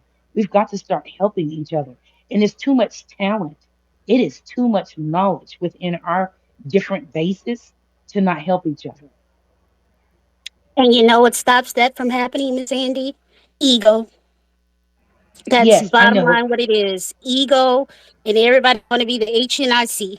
And so the problem is if we can all come to a collective agreement that we are all are trying to get reparations. Now we may have different ideologies, and you and I had this discussion before, but at the end of the day, we still have the same end goal and we still have the same enemy. So I think once You we know get what? to that mindset and just put the egos and the narcissism and the bullshit aside and realize that we got a bigger fish to fry, I think we can get this done. That's just my I don't know. opinion. Yes, I Facts. agree with you. I don't know why people don't do like I do. I put on my pretty wig, my expensive lipstick, and stand in front of the mirror and say, "I'm the baddest bitch I know." And then I come out the bathroom and get into reality. I don't know why people can't do that. Ah, it's okay, baby. But Cowards. look, listen. I think once we just see that, hey, look, y'all, I know we don't really get along, but guess what? We all trying to get this check cut. We got this one over here coming against us. We got that faction over there trying to get come against us. That other group over there. You see, because I believe in we can build and fight at the same time. Brick in one hand, sword in the other hand, right? And Yes. at the end of the day, like I just this is what turned me away from a lot of these groups. I'm just gonna be honest with you because I don't just have the time nor energy nor mindset to be getting into this petty shit that at the end of the day really doesn't move the needle forward. So I'm like, okay, I get it. You want to argue, you want to be correct. I get it, I get it, I get it. Shut the fuck up. Let's move forward. And But you I've know, also come to the assumption that, you know what, everybody's not gonna make it. And you know what else? It's okay.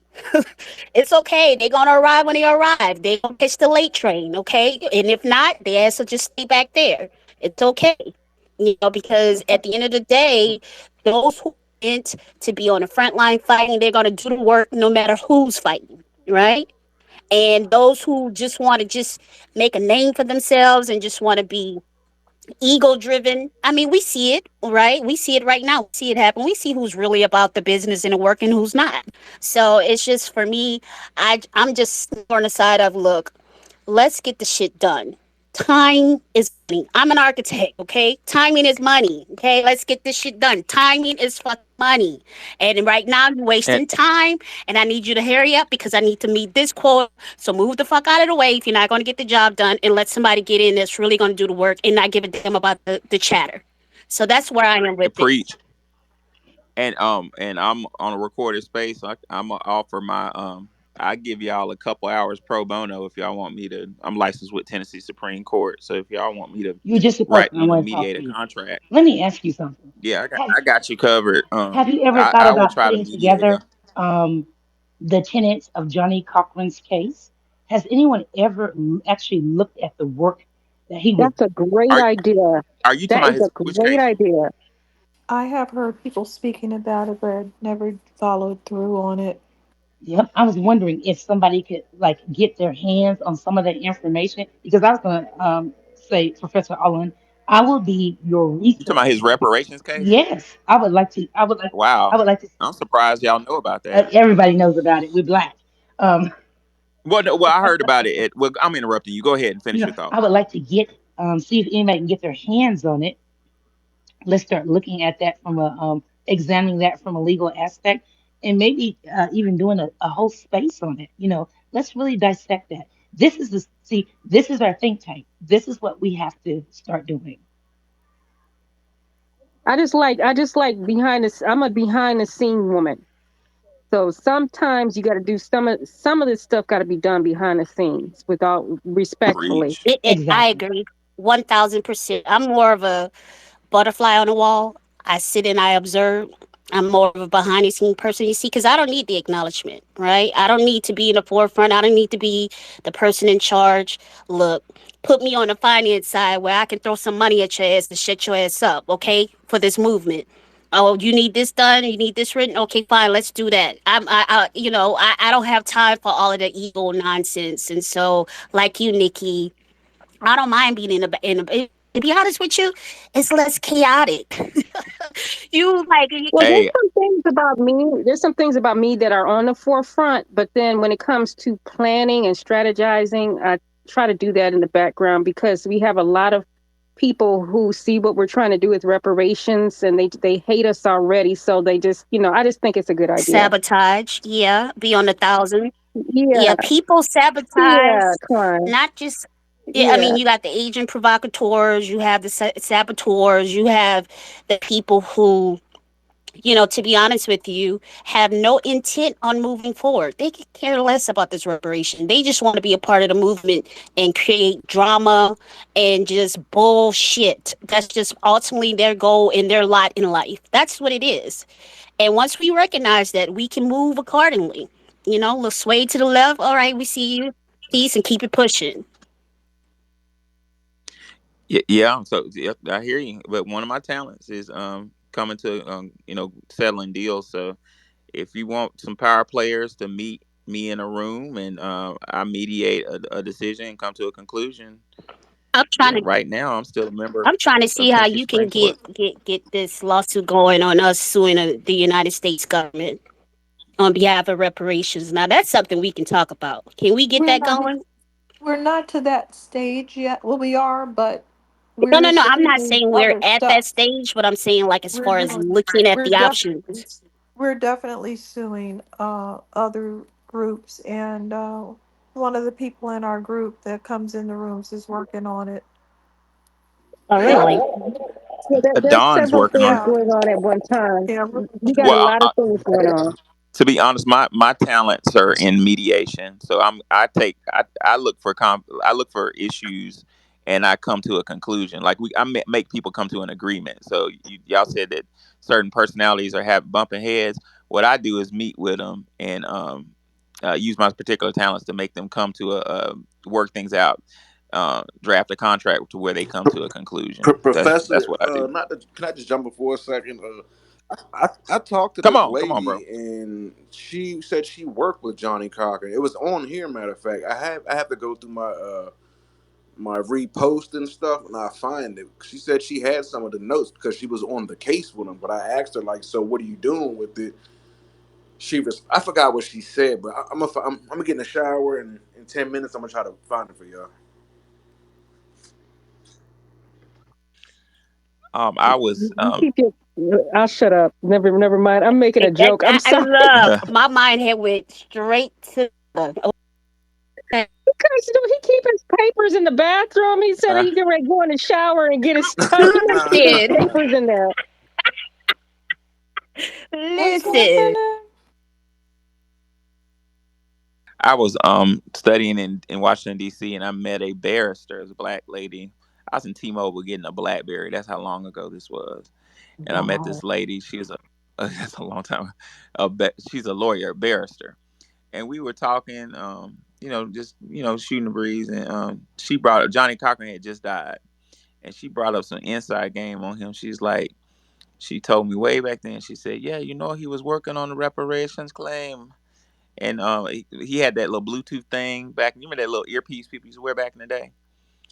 That lady say the powers that be did not like his reparations claim and turned up the microwaves in his Bluetooth and gave him a tumor right behind that Bluetooth thing. They took Yeah, him like an out with the aneurysm. earpiece. Well, do you remember Yep. the black guy who used to own ConAgra? He was a professional football player. He was married to an Asian lady. I can still see him dancing in his documentary. I can't think of his name, but unsurprisingly, he passed away from pancreatic cancer. So when I make that comment about how our black men and their talent and their creativity is under war, and they usually get rid of them for us against our wills, this is what I'm talking about. Oh, but Roland Martin gets to hang around. Okay, cool. Yes, he's absolutely useless, and he's not ADOS. He's So going to live until he's of course, he's hanging around, 125 years old. and he'll still be doing the same thing that he's doing now.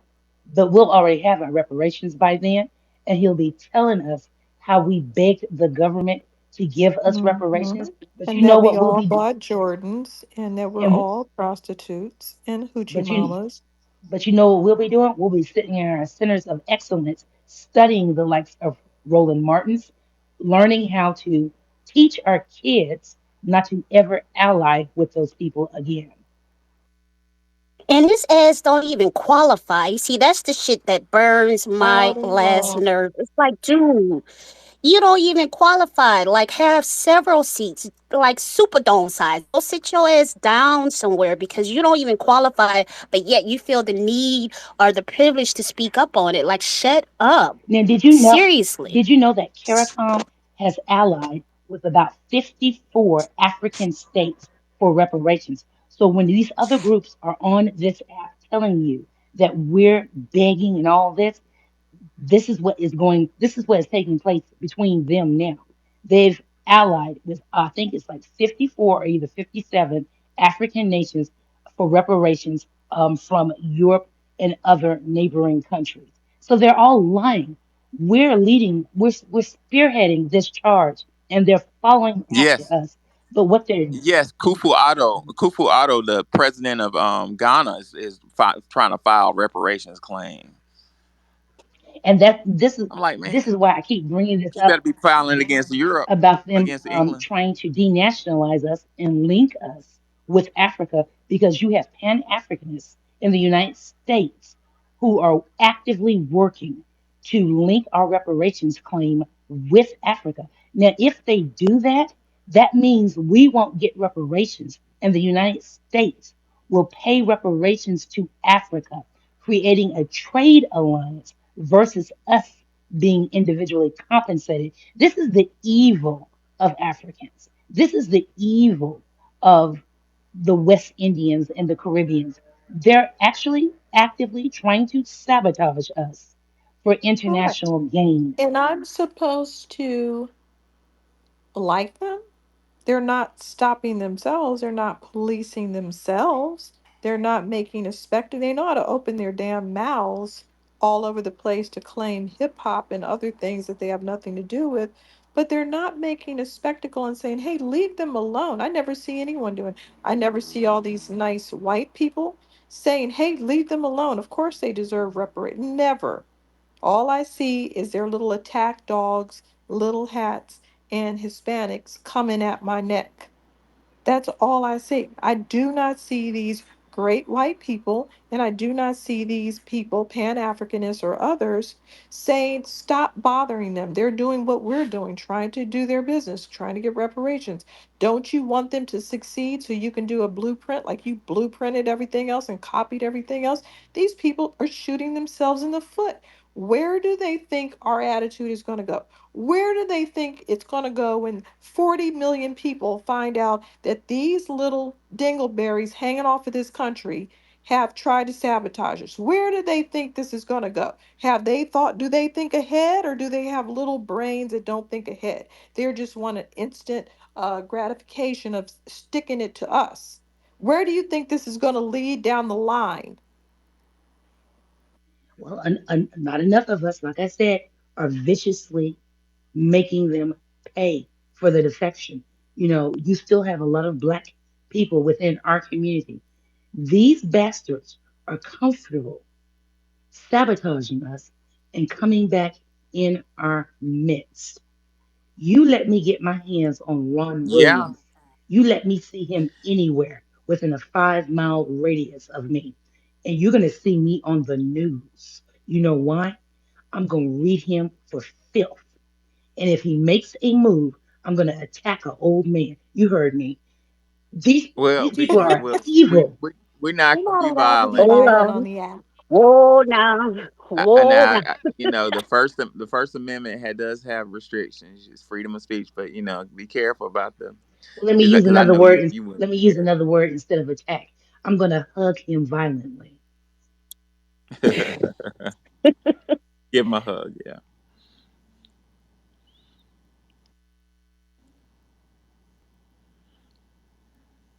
James, did you have a question? I just noticed your hand. Yes, I did. By I did want to say by no means do I represent Yvette Carnell, nor do I agree with her on some points, but I respect every single person on this panel right now, in this space right now, because I've learned so much more from you guys than her ilk. But the reason why I came in pressing about what she said is because she spoke on lineage business, regarding as far as us coming together as a collective. That's the only reason why I was speaking on her. But I do understand where her allegiance lies. Let's never forget that. Let's never forget that for any of these, And where's that allegiance? for the Democratic DNC, period. And I've argued with her yesterday. And she still has that same sentiment. Though she may have came into our speech today during the reparations meeting and said the right things, I'm not taking my eyes off her, none whatsoever. There's a Because this couple of people in the movement in that same position. I know that they're Pan Africanists. I know that they're Democrat shills, and you just have to hold your nose and hope that they say the right things and keep it pushing. I mean, I don't know what else to do because, right, put in a purity test on them, they're going to fail. I don't know why these people are in love with Democrats because they literally are intelligent enough to know that they failed us and that they've been right, horribly disrespectful in doing it. and- Yeah, I don't understand it. right. I got a question. It's gonna sound stupid, but I'm not really familiar with Yvette Carnell. I've watched back in the day, watched Tone Talks a couple times, but that's all I know. I watched Tone Talks on years ago, about what year is it? 3 years ago, And one of my students put me on it, and I thought it was cool. So one day I called. Third time I watched it, I called up, and they were talking about an issue, and I was like, "Hey, this is Professor Lon. Hey, Professor," and I said, "I want to quote something out. Can I give you some textual evidence?" And he was like, "Yeah." And I said, "This textual evidence is coming from Claude." I didn't even get Anderson out of my mouth. I said Claude at, and then they all said, "Oh no, you can't be talking about da da da da da da da." So I was like, "Oh, that's very strange." Why? Really?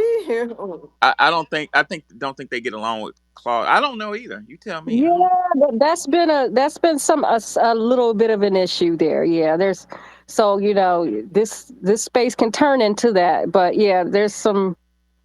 And I'm funny about Dr. Anderson too. He's another one who I'm funny about. He's another one of my scholars, and I'm finding that some people in certain organizations don't like him, and I love him. So it is what it is. Yeah, I couldn't understand it either. But I'm just trying to find it. It's gonna sound stupid, but I'm gonna ask it. So is Yvette Carnell a supporter of Kamala Harris? No, and that's why I'm listening to James say that she's a Democratic shield, because that has not been my experience at all. As a matter of fact, um, it's about leveraging um, our, what is it, about 65 years of voting for Democrats to actually do something for us. Since I've been with ADOS, she has been teaching that we need to vote down ballot, not for a Democratic candidate. So I'm trying to figure out where he's getting that she is a Democratic shield. I would like to hear your thoughts on this. Well, I know I've heard specifically her say vote Democratic down ballot. So I maybe that's where he's getting me from, but I know I heard her specifically say that because I used to listen to her as well And until I've never heard it. ADOS So I'll have to became. go back and listen for that because I've never heard her say Yeah, vote go back and Democrat. listen to it Um, because we used to do YouTube shows like with Professor Griff, like back a couple of people back some years, but we did some shows on it, and I was like, "What do you mean vote down Democratic box? Like that's like voting blue no matter who." So I did are you sure she didn't I say with that. vote? Are you sure she didn't say vote for policy versus a candidate? No, that was her wording. That was her wording. Now she may have had some shows where she did indicate, yeah, you should be voting for policy, but the ones because the reason why I'm saying this because we did do some deep research and we were kind of like responding to her video. And so I just, for me personally, again, my kind of exit stage left was when ADOS became an organization. And I was like, how the hell you going to put an organization on my lineage? That's just me. Okay, that's just me. I'm like, yeah, I appreciate the movement. I appreciate you bringing it back to the forefront, even though people have been arguing about this for years and decades. But for me, that was just kind of my departure at that point because I was like, yeah, this is something else. And I'm not trying to join your organization for my lineage. Like the fuck out of here with that. And I'm a strong believer about that. And I know I probably stepped on some toes when I said it, but I didn't give a damn. I'm like, nah, that shit is bananas to me. Like, what the fuck am I gonna sign up for somebody goddamn organization for my goddamn lineage? Like, are you fucking kidding me? Like, I gotta sign a fucking application for this bullshit. I'm like, what are we doing? So that's why I was like, yeah, that logic started kicking in, and the ancestors started tapping on my shoulder and like, come on, baby, come on, just grab your purse and just get up Time and to walk away. exit. Yeah, time to get moving. Yep. Yeah, yeah. So I just got that little spiritual tap on the shoulder. It's like, no, ma'am, come on, baby. What I'm hearing is we need a think tank, and it needs to be in physical venue. We need to meet and come to some agreements. And I volunteer. I give y'all 10 pro bono hours. Spread the word. After that, I'm charging. Email Wow. Yvette. Is it going to be Email Zoom Yvette. calls? What'd Is you it going say? to be Zoom calls? Yeah, yeah, Zoom's fine. I mean, I'm dead serious. I don't mind doing it. Trying to mediate a conclusion because things are getting kind of serious. We need to go ahead and Yeah, get some shit absolutely. together. Just let me know the price. I give 10 for free just for the lineage, and after 10, $500 an hour.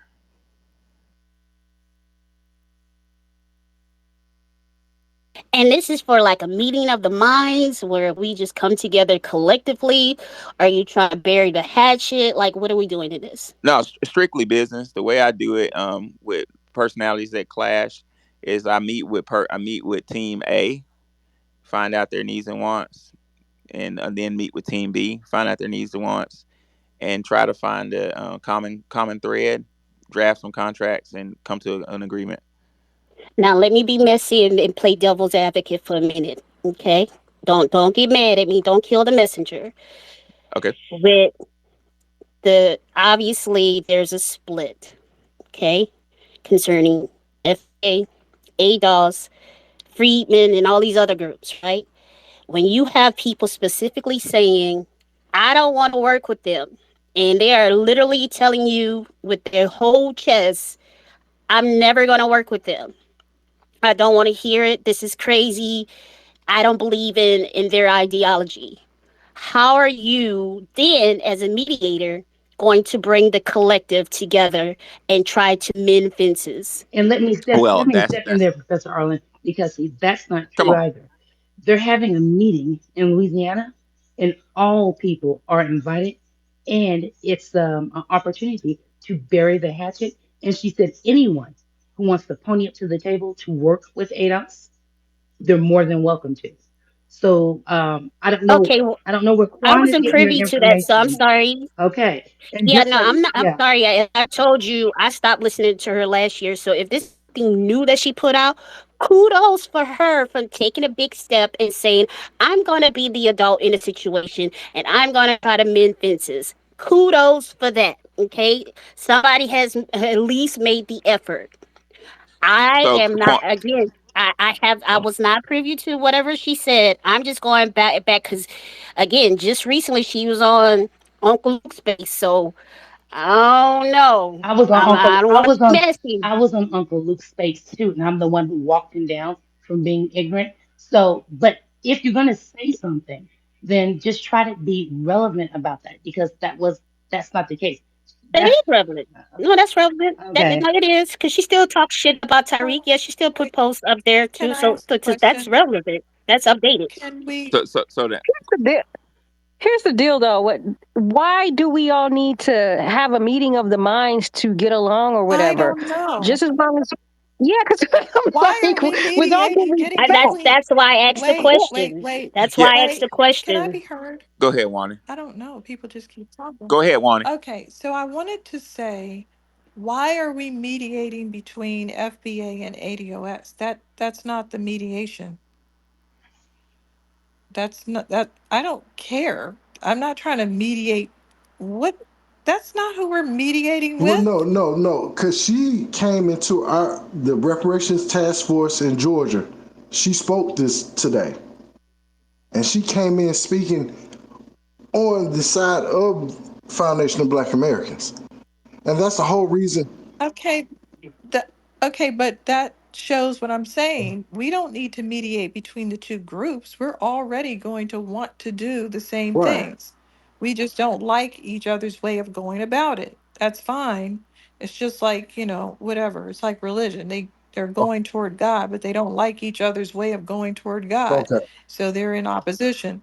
But my question is, I thought the mediation was supposed to be between us and the OMB, between us and the government, not between. That's what I thought it It was. Yes, That's is. that's Okay. yes. I yes. was asking the question specifically because you offered to mediate. And I was like, that's why I started asking questions because I'm like, I'm unclear on where you're going with this. And I just tried to, decided to be a little messy and Well, let me petty. let me clear it up. I was just for the sake of the lineage, I offered 10 pro bono hours to just try to come to an agreement between party A and B, whoever the party A and B is going to be. You know what I'm saying? You know what I'm saying? Uh, Got it. yeah, yeah. Yeah, that's why I was asking the question because I was very Okay. unclear. And I was like, it's all the same goal, end goal, reparations, different ideologies. And I know people don't like when I say it, but it's the goddamn truth. Different ideologies, same end goal, Doesn't work And that. reparations. when I've done some divorces for your prior question, it helps. And I've had some divorces with people who just hate each other. It just helps if they don't see each other. You know what I'm saying? So they call it caucusing. So But back to my original that's question. how you avoid Is there any it. way that we can get our hands on any of the work that Johnny Cochran was working on? I'll look into it.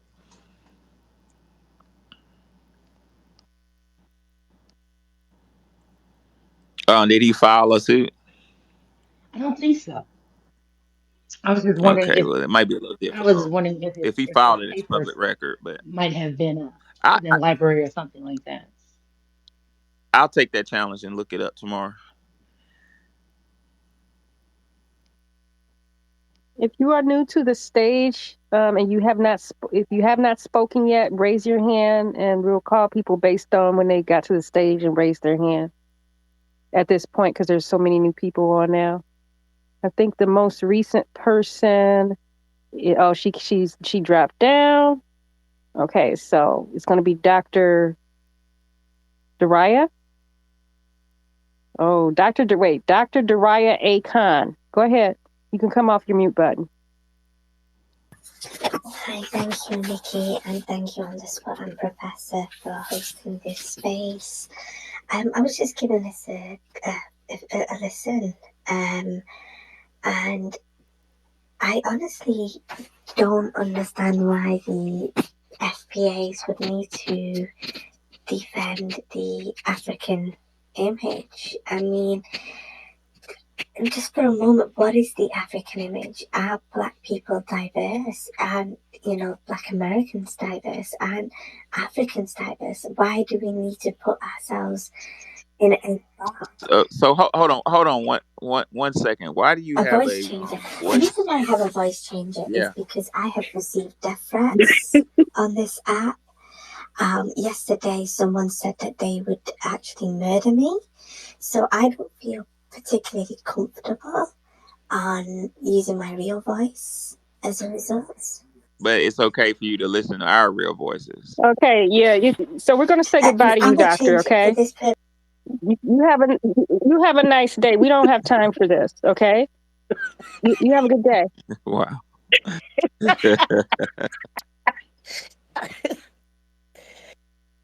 We're having a serious conversation, and it's so disrespectful how people just feel like they could come in and just do anything they want to do while we're trying to have a serious conversation. I gave this person space to speak, even though it's your space. With all due respect, No, you Professor. good, Nikki. Of course, Yeah, but don't anytime come you in got here. Don't full come in authority. here doing that. Yeah, these people are. We're all trying to build here. What trips me out? I was gonna let her up anyway because I wanted. I was curious, and I'm curious about that other. Well, she left. The other one left. But what Mm. amazes me is the audacity to involve yourself in our business. Right. I would never go to like say a Latin American space or like a Jewish American space and like say, hey y'all, I just want to know what you talking about. Wouldn't even have the audacity to even think to do that. So I don't understand where these people are coming from. That's See, why I people told you play about Entitlement. too the much. energy, the No, they sucking of the play too energy. much. Yeah, they play too much. Like, you got way too much time on your hands, love. Like, seriously, you could be in bed right now. You could be, okay, well, you could be doing a lot of other things right now. I know where you were going with that one. Oh, you already know. we thought the same thing at the same time. My Lord. Actify press. Hey everybody, how y'all doing? Hey. What's up, brother? Yeah, I just as far as that mediation and with if it were to occur, I don't think it's possible. Number one, but number two, if anything, just a ceasefire. No, just stop talking about each other. Everybody go do your shit and keep it pushing. If we can get that, that would be marvelous. Beyond that, I don't think there's anything else to be done. That's it. Oh, you mean a mediation between groups? Well, between leaders, it seems like when those two aren't around, Oh no, we that's work together fine. we're not. Well, We don't need all that. You don't have a leader. I don't. I right, don't have a leader. Yeah, exactly. there's no leader in that's FBA. not Yeah. the No, no, point. yeah, I recognize that, but I'm just saying those two personalities, they just like oil and But water. that's not who we need to mediate between. Hmm. No, no, And it, with that, that wasn't. but that's the thing Oh, That between was a what mistake. That was a misunderstanding. Okay. If a mediation should occur, it would be between um, people in our lineage and the government. That's what that would Oh, be. that mediation. Um, Okay. yeah, yeah, yeah. I'm not a no. I'm not a psychologist. That's kind of like a when you're dealing with people. That's psychology. Yeah, I got you. Yeah, I don't know nothing about that. I'd be talking numbers. I want to talk about some money.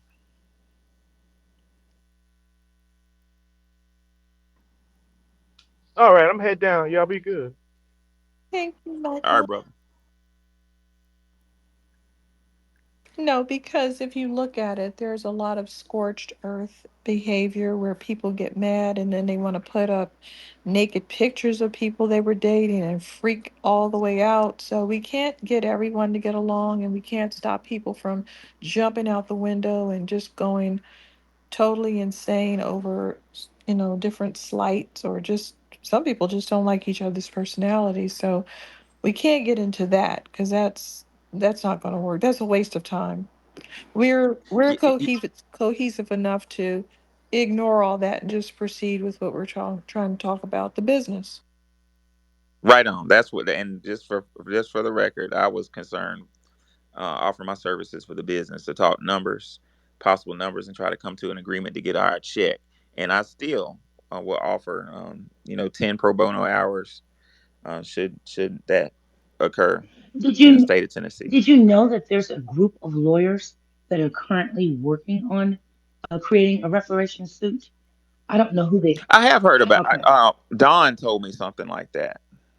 Um, yeah, I've heard of We it. have different ones working on different. We have several projects going on. One of them we requires, I think, 11 states to cooperate. So we're still trying to get the whole 11 states. I think we need 3 or 4 more states.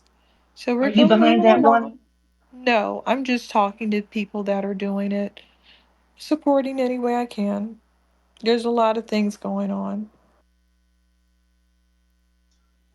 Y'all know Amplify Press and I are tight. We're not in the same organization, but in the DMs we're tight. I feel like I used when I first joined the space. He used to. I may be thinking of somebody else, but I think he used to hold spaces. Yes, he did. Um, yeah, I used to be in his space all the time early on.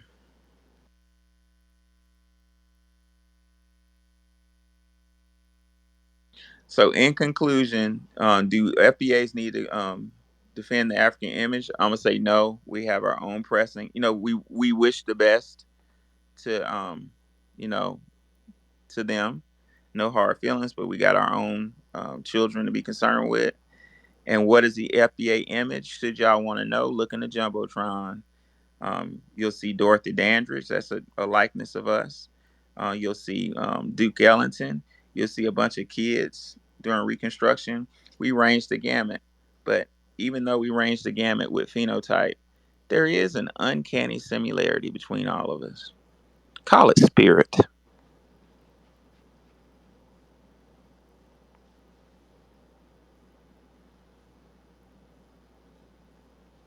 I just need to butt in real quick. I can't hear you speaking. Is Professor speaking?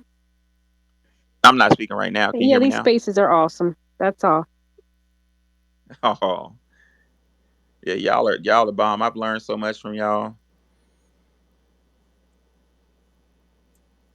So, I'm are you usually going to post? Just one last thing. Are you going to post the information once you find the research on the case and see if uh anyone worked? what I'm tempted to do is kind of yeah, maybe I shouldn't say this before. I was thinking about maybe holding a space on that tomorrow, That'll work. Yay! but I don't want to promise it. And then my research is but you know what? That just puts more pressure on me to find it. So we want to know what how far Johnny caught because I'm slick halfway curious because I heard about it years ago, going on 20 years ago. I heard about this from the barrister in Washington D.C. And then I didn't hear anything else about it. She's like, he's working on reparations and Well, if word on Capitol Hill is even if you don't find anything people. from him, if you find any case on reparations, it still would be interesting to discuss. I would just like to hear a Oh, lawyer's oh, perspective of it, even if you can't find Johnny Cochran's definition. We will definitely. I will find some cases on reparations, and we can examine them from a scholarly Please do. perspective, from a Please do, historical. brother, because didn't he start working on it in Atlanta as well? I don't know. Like I was telling them, I told Andy I was surprised she knew about it because I heard about it in 2007 I'm and 51. on East Street. Of course, I heard about it. Yeah, yeah. No, I was surprised. You know, because I kind of fell out of that loop, but I heard about it from a barrister like right after it happened, or after he died. I If you just heard about it in passing. okay. I heard about Yeah, Johnny Cochran exactly. because he's brilliant. Johnny Cochran was brilliant, and so I think I was watching a special on him, and he was extremely interesting attorney. But besides that, he really was one of our intellectuals. Unfortunately, he's gone. Oh, he was the I, best. yeah, I heard about it through Hey, Dick Gregory, hey, Vader, what's and up? he was talking about it. Yeah, I've never seen an article of like, and maybe I'm under a rock in my own little academic world, but like I never seen an article about it. It seems like it's kind of hush hush, and when the barrister told me about it, it was kind of like a, "Come here, kid, let me tell you something."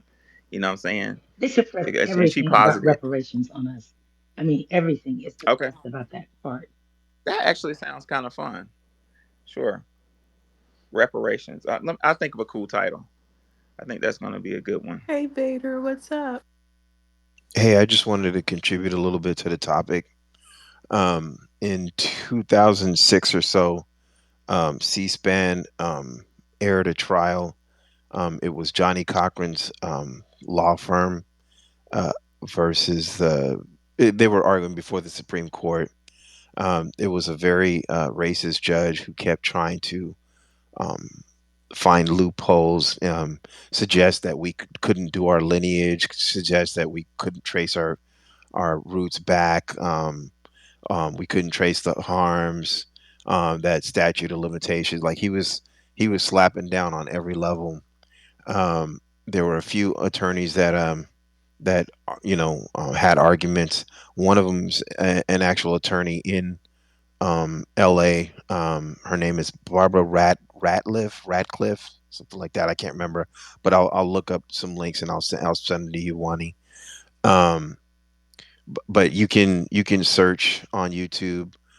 Just type in like C-SPAN and like C-SPAN and like reparations or something like that, and the trial will come up. I've put links up here before on Twitter,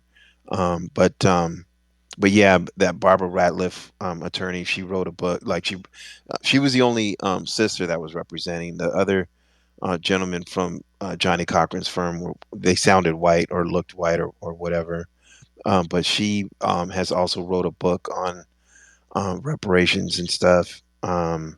And yeah, I'll send you what information I have. But his firm did try it after he was gone, and they were speaking in front of a Supreme Court justice who just he was just looking for any racist reason to throw shit out, and so it kind of died there. But they were trying to sue the corporations, like what was that law? What was that insurance? I think AIG or whatever. Um, so I'll send you some shit. Thank you. I appreciate it. That's funny when the Pan Africanists and the immigrants say that we can't find proof. Well, why don't you just let us present you with the paperwork that you request? And we'll go from there. Don't worry about what we can do. Don't worry about that because I have Y- two great grandfathers that were enslaved, and a whole lot of people do. So, and I may find more. Okay, that's just who I found. You remember earlier when we were discussing Francis Cress Welsing um, and I posited that um, the members of the diaspora who are acting ruthless to us really have taken on a mental illness. They're just acting like the oppressor. You know what I'm saying? I wonder, do they have that same cognitive dissonance that the oppressor class has? Because you'll show them proof left and right. And it's like, nope, you're showing me pictures of your granddad that was enslaved, but I don't believe it. I need more evidence. Need more evidence. Well, to answer your question, you have to ask yourself, what great work has evolved from Africa in the last, what, 5 centuries? How has their civilization evolved? And so when you look at us versus them, and when I say them, this I'm lumping in whiteness as well. We are the only ethno group that I know of that is still innovating. Everyone else is still copying us. I really don't believe they would have ever gotten to the moon without our black women. The medical advances, black people. So you can answer your question. Yes, they're as obsessed with co-opting our identity as white people are with oppressing us. It's a dual thing that's going on because we validate the African identity that has been mired in nothingness. I really do believe with the selling, with the Atlantic slave trade and just historically the slave trade period, they have a severe brain drain in most of their countries. And this is what they're dealing with. It's a self-inflicted wound, but it's an economic and social thing nonetheless. They actually suffer from a social and intellectual brain drain.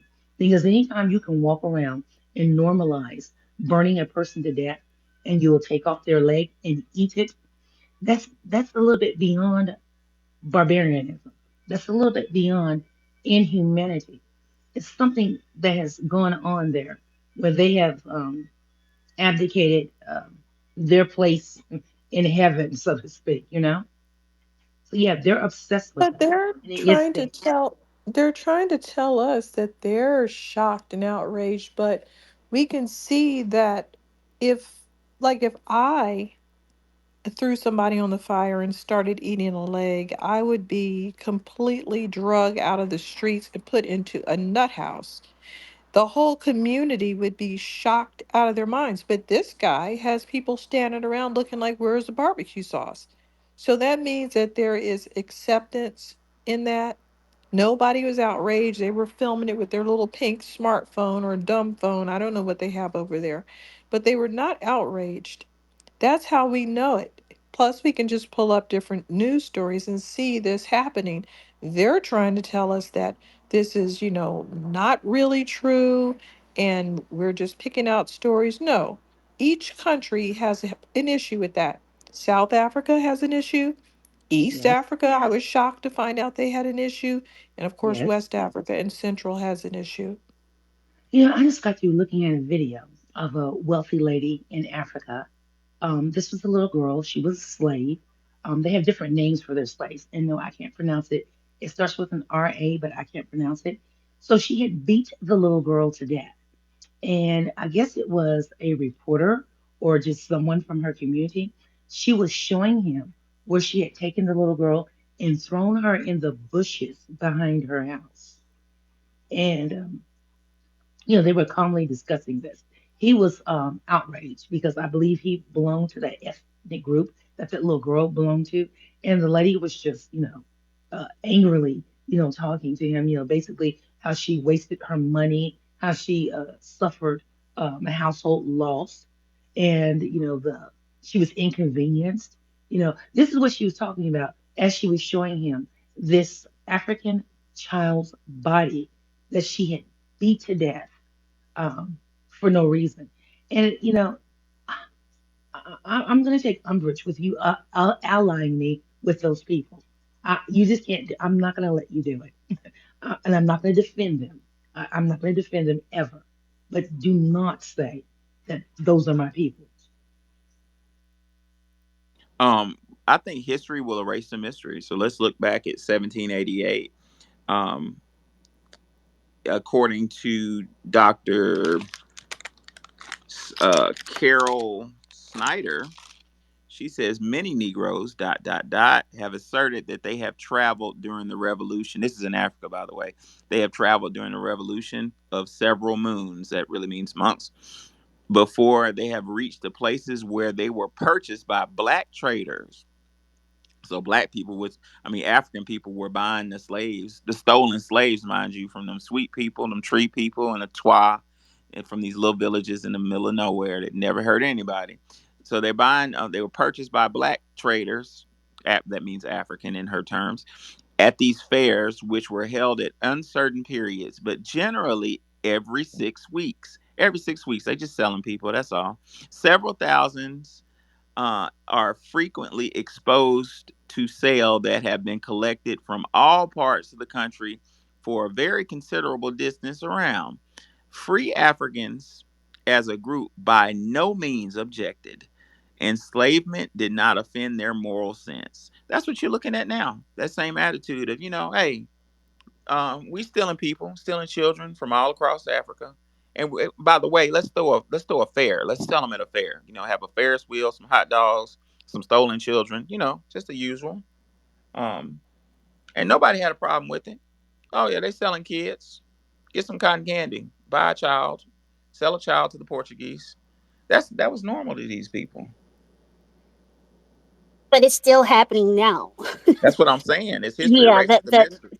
yeah, the Arabs and all of these other countries, they're selling women, they're selling children. I mean, it's even grown as men, you know. Wow. And it's crazy because they're trying to justify it in a lot of ways and saying, "Oh, where our country is, you know, suffering economically and, these people are going to a better place." And I'm like, "No, it's slavery. Let's call a thing a thing. It's slavery." And so Hmm. you hear about how these women are sold into prostitution and it's not just the women, it's the men too.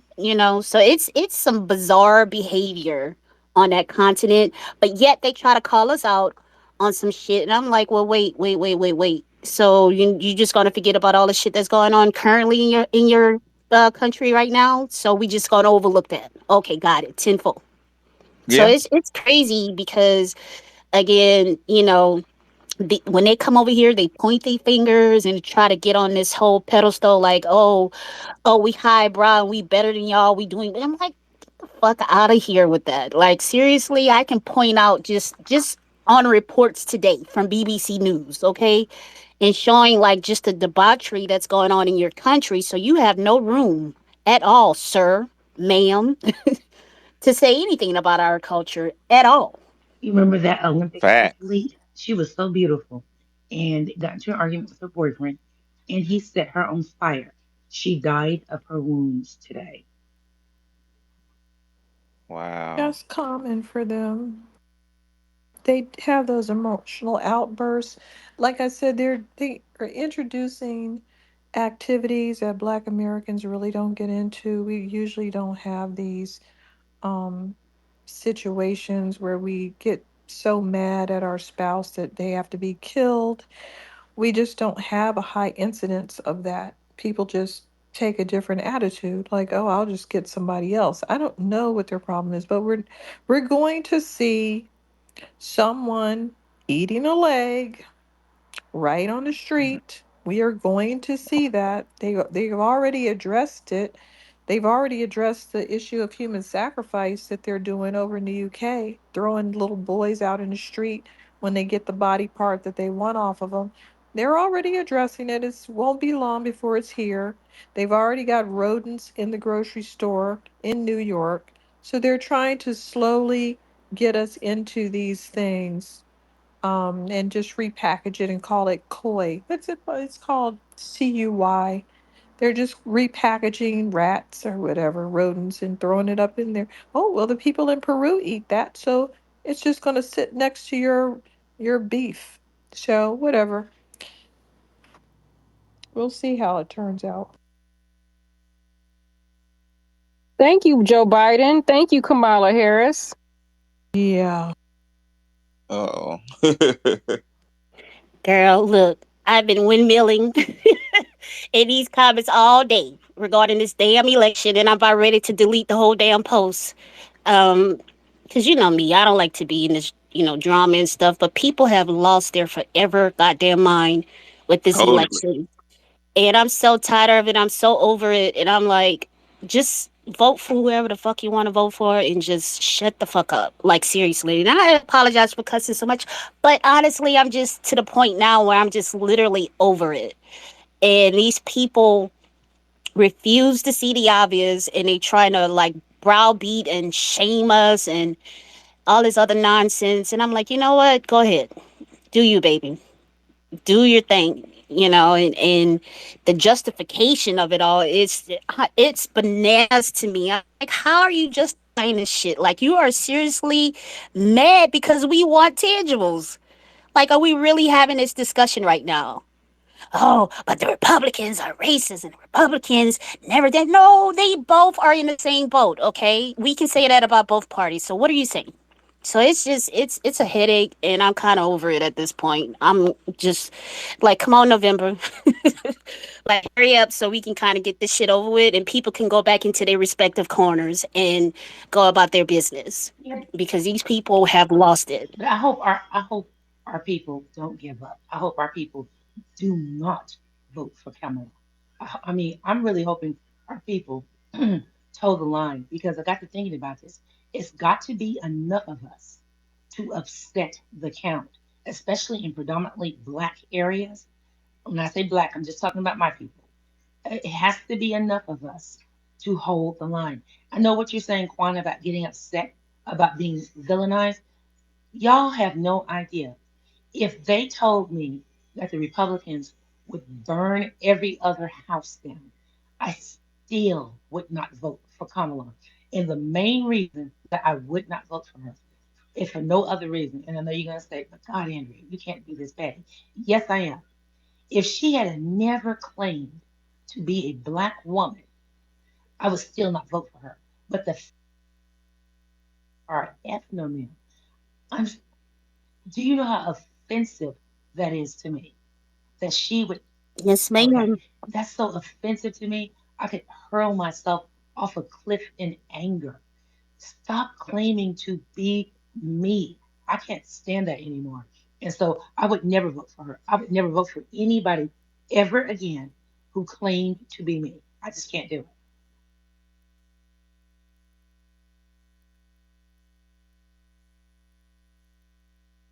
Yeah, I've never seen anything like this election cycle. Oh, where she was just put into the office, where they just disregarded everybody's rights and Hmm. installed her. They backdoored her. They did it. They knew she Yes, wasn't going to be able to get voted in, and she was backdoored twice. She was backdoored into the vice presidency. We didn't get to vote on her. yes, Now she's backdoored into the nomination. She's already been backdoored by casting couching herself all over the place with Willie Brown and Montel Williams. She's nothing she's done has been above board. exactly. Yeah, you have to tell me how Democratic fascism differs, quote quote, from Republican fascism. If you're telling me that you're worried about fascism, but Democrats are actually carrying it out, how is that any different? It's not. Yeah, consent has been manufactured. Exactly. The That consent. yeah, and it's very fascinating the history of that manufactured consent because it goes back to.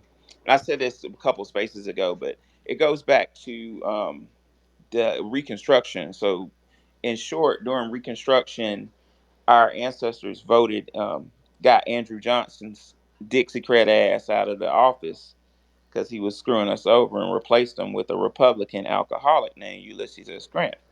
And Ulysses S. Grant, who was rumored to have a close black friend, um, was persuaded in his drunken stupors to give us Reconstruction, which he did. And the Dixiecrat Party got together and reconfigured with that Yeah.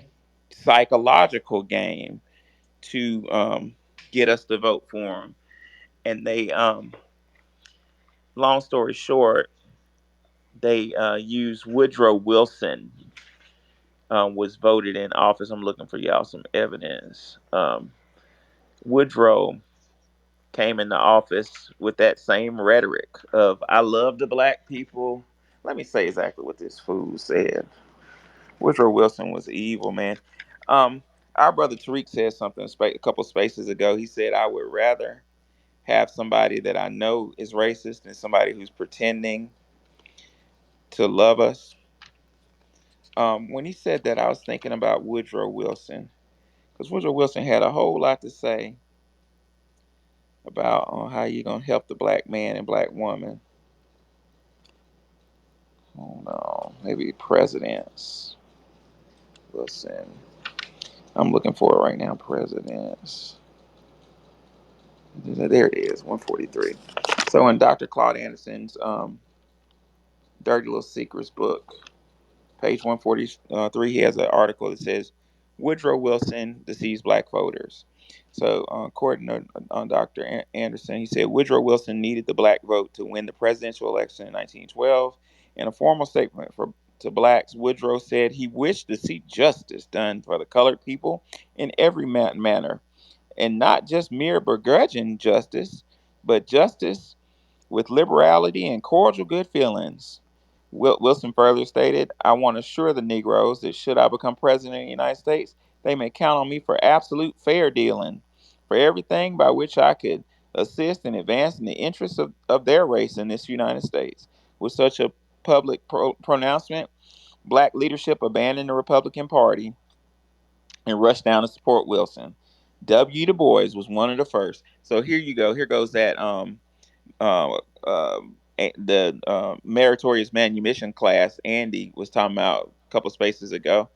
Was, hey, black people, come on, I'm smarter than you, I know, come on, let's go with Woodrow Wilson. Does that sound familiar? Was one to champion Wilson's candidacy. He was followed by Booker T. Washington, the NAACP, need I say more, the National Independent League, and the Colored National Democratic League. Black America responded to their leadership and gave Wilson their votes. Their 100,000 votes put Wilson over the top and into the White House. After Wilson won the election, Congress drafted and sent to the president for his approval the greatest flood of new laws that ever discriminated against blacks that had ever been introduced by the United States Congress. The proposed laws advocated segregation on public carriers and hotels and workplaces and total exclusion of blacks from the military and federal jobs. President Wilson thumbed his nose at black people and approved all of the proposed laws that propelled black people backwards. Conditions became unbearable in the South, and it triggered the great migration of blacks from the South to the large urban cities of the North between 1920 and 1930. Some of y'all in this room right now are from northern cities because of what I'm talking about. But from some president, some Democratic president, saying he loves black people, I'm gonna help black people, and then black people saying he say he like us, and the traitor meritorious manumission class say, hey, you stupid fools, vote for Woodrow Wilson, and we vote for him, and then Woodrow Wilson supports immigrants to come lynch us, and we got to run to Detroit. Got to run to Chicago. Wilson encouraged the rigid maintenance of Jim Crow segregation in every department of the federal government. Now, we used to run the federal government before he got in office, right? Woodrow Wilson got in office and kicked us out them federal jobs and replaced them with, you guessed it, immigrants. Uh, does that sound familiar? I mean, history's like a Yes, crystal it ball. does. It's like a crystal ball. You know the future because it don't. The names change. The fact patterns stay the same. In offices that traditionally hire blacks, the jobs were given to deserving white Democrats. That means immigrants. Scores of blacks were summarily fired. Fired without cause is what that means. Blacks were not allowed to compete economically. Throughout the South, abuse escalated. Lynching skyrocketed. Blacks, as well as their crops, were burned, and animal stocks poisoned and kerosene doused on their cotton. The little power or voice that blacks had was stripped away from them. All sort of schemes kept them from voting or having cries of pain heard. While his black supporters were being killed and abused, President Wilson failed to issue a single word in their defense. Does that sound familiar? Like so many, the great white leaders before him, President Woodrow Wilson became just another great deceiver. That's what we're dealing with, people.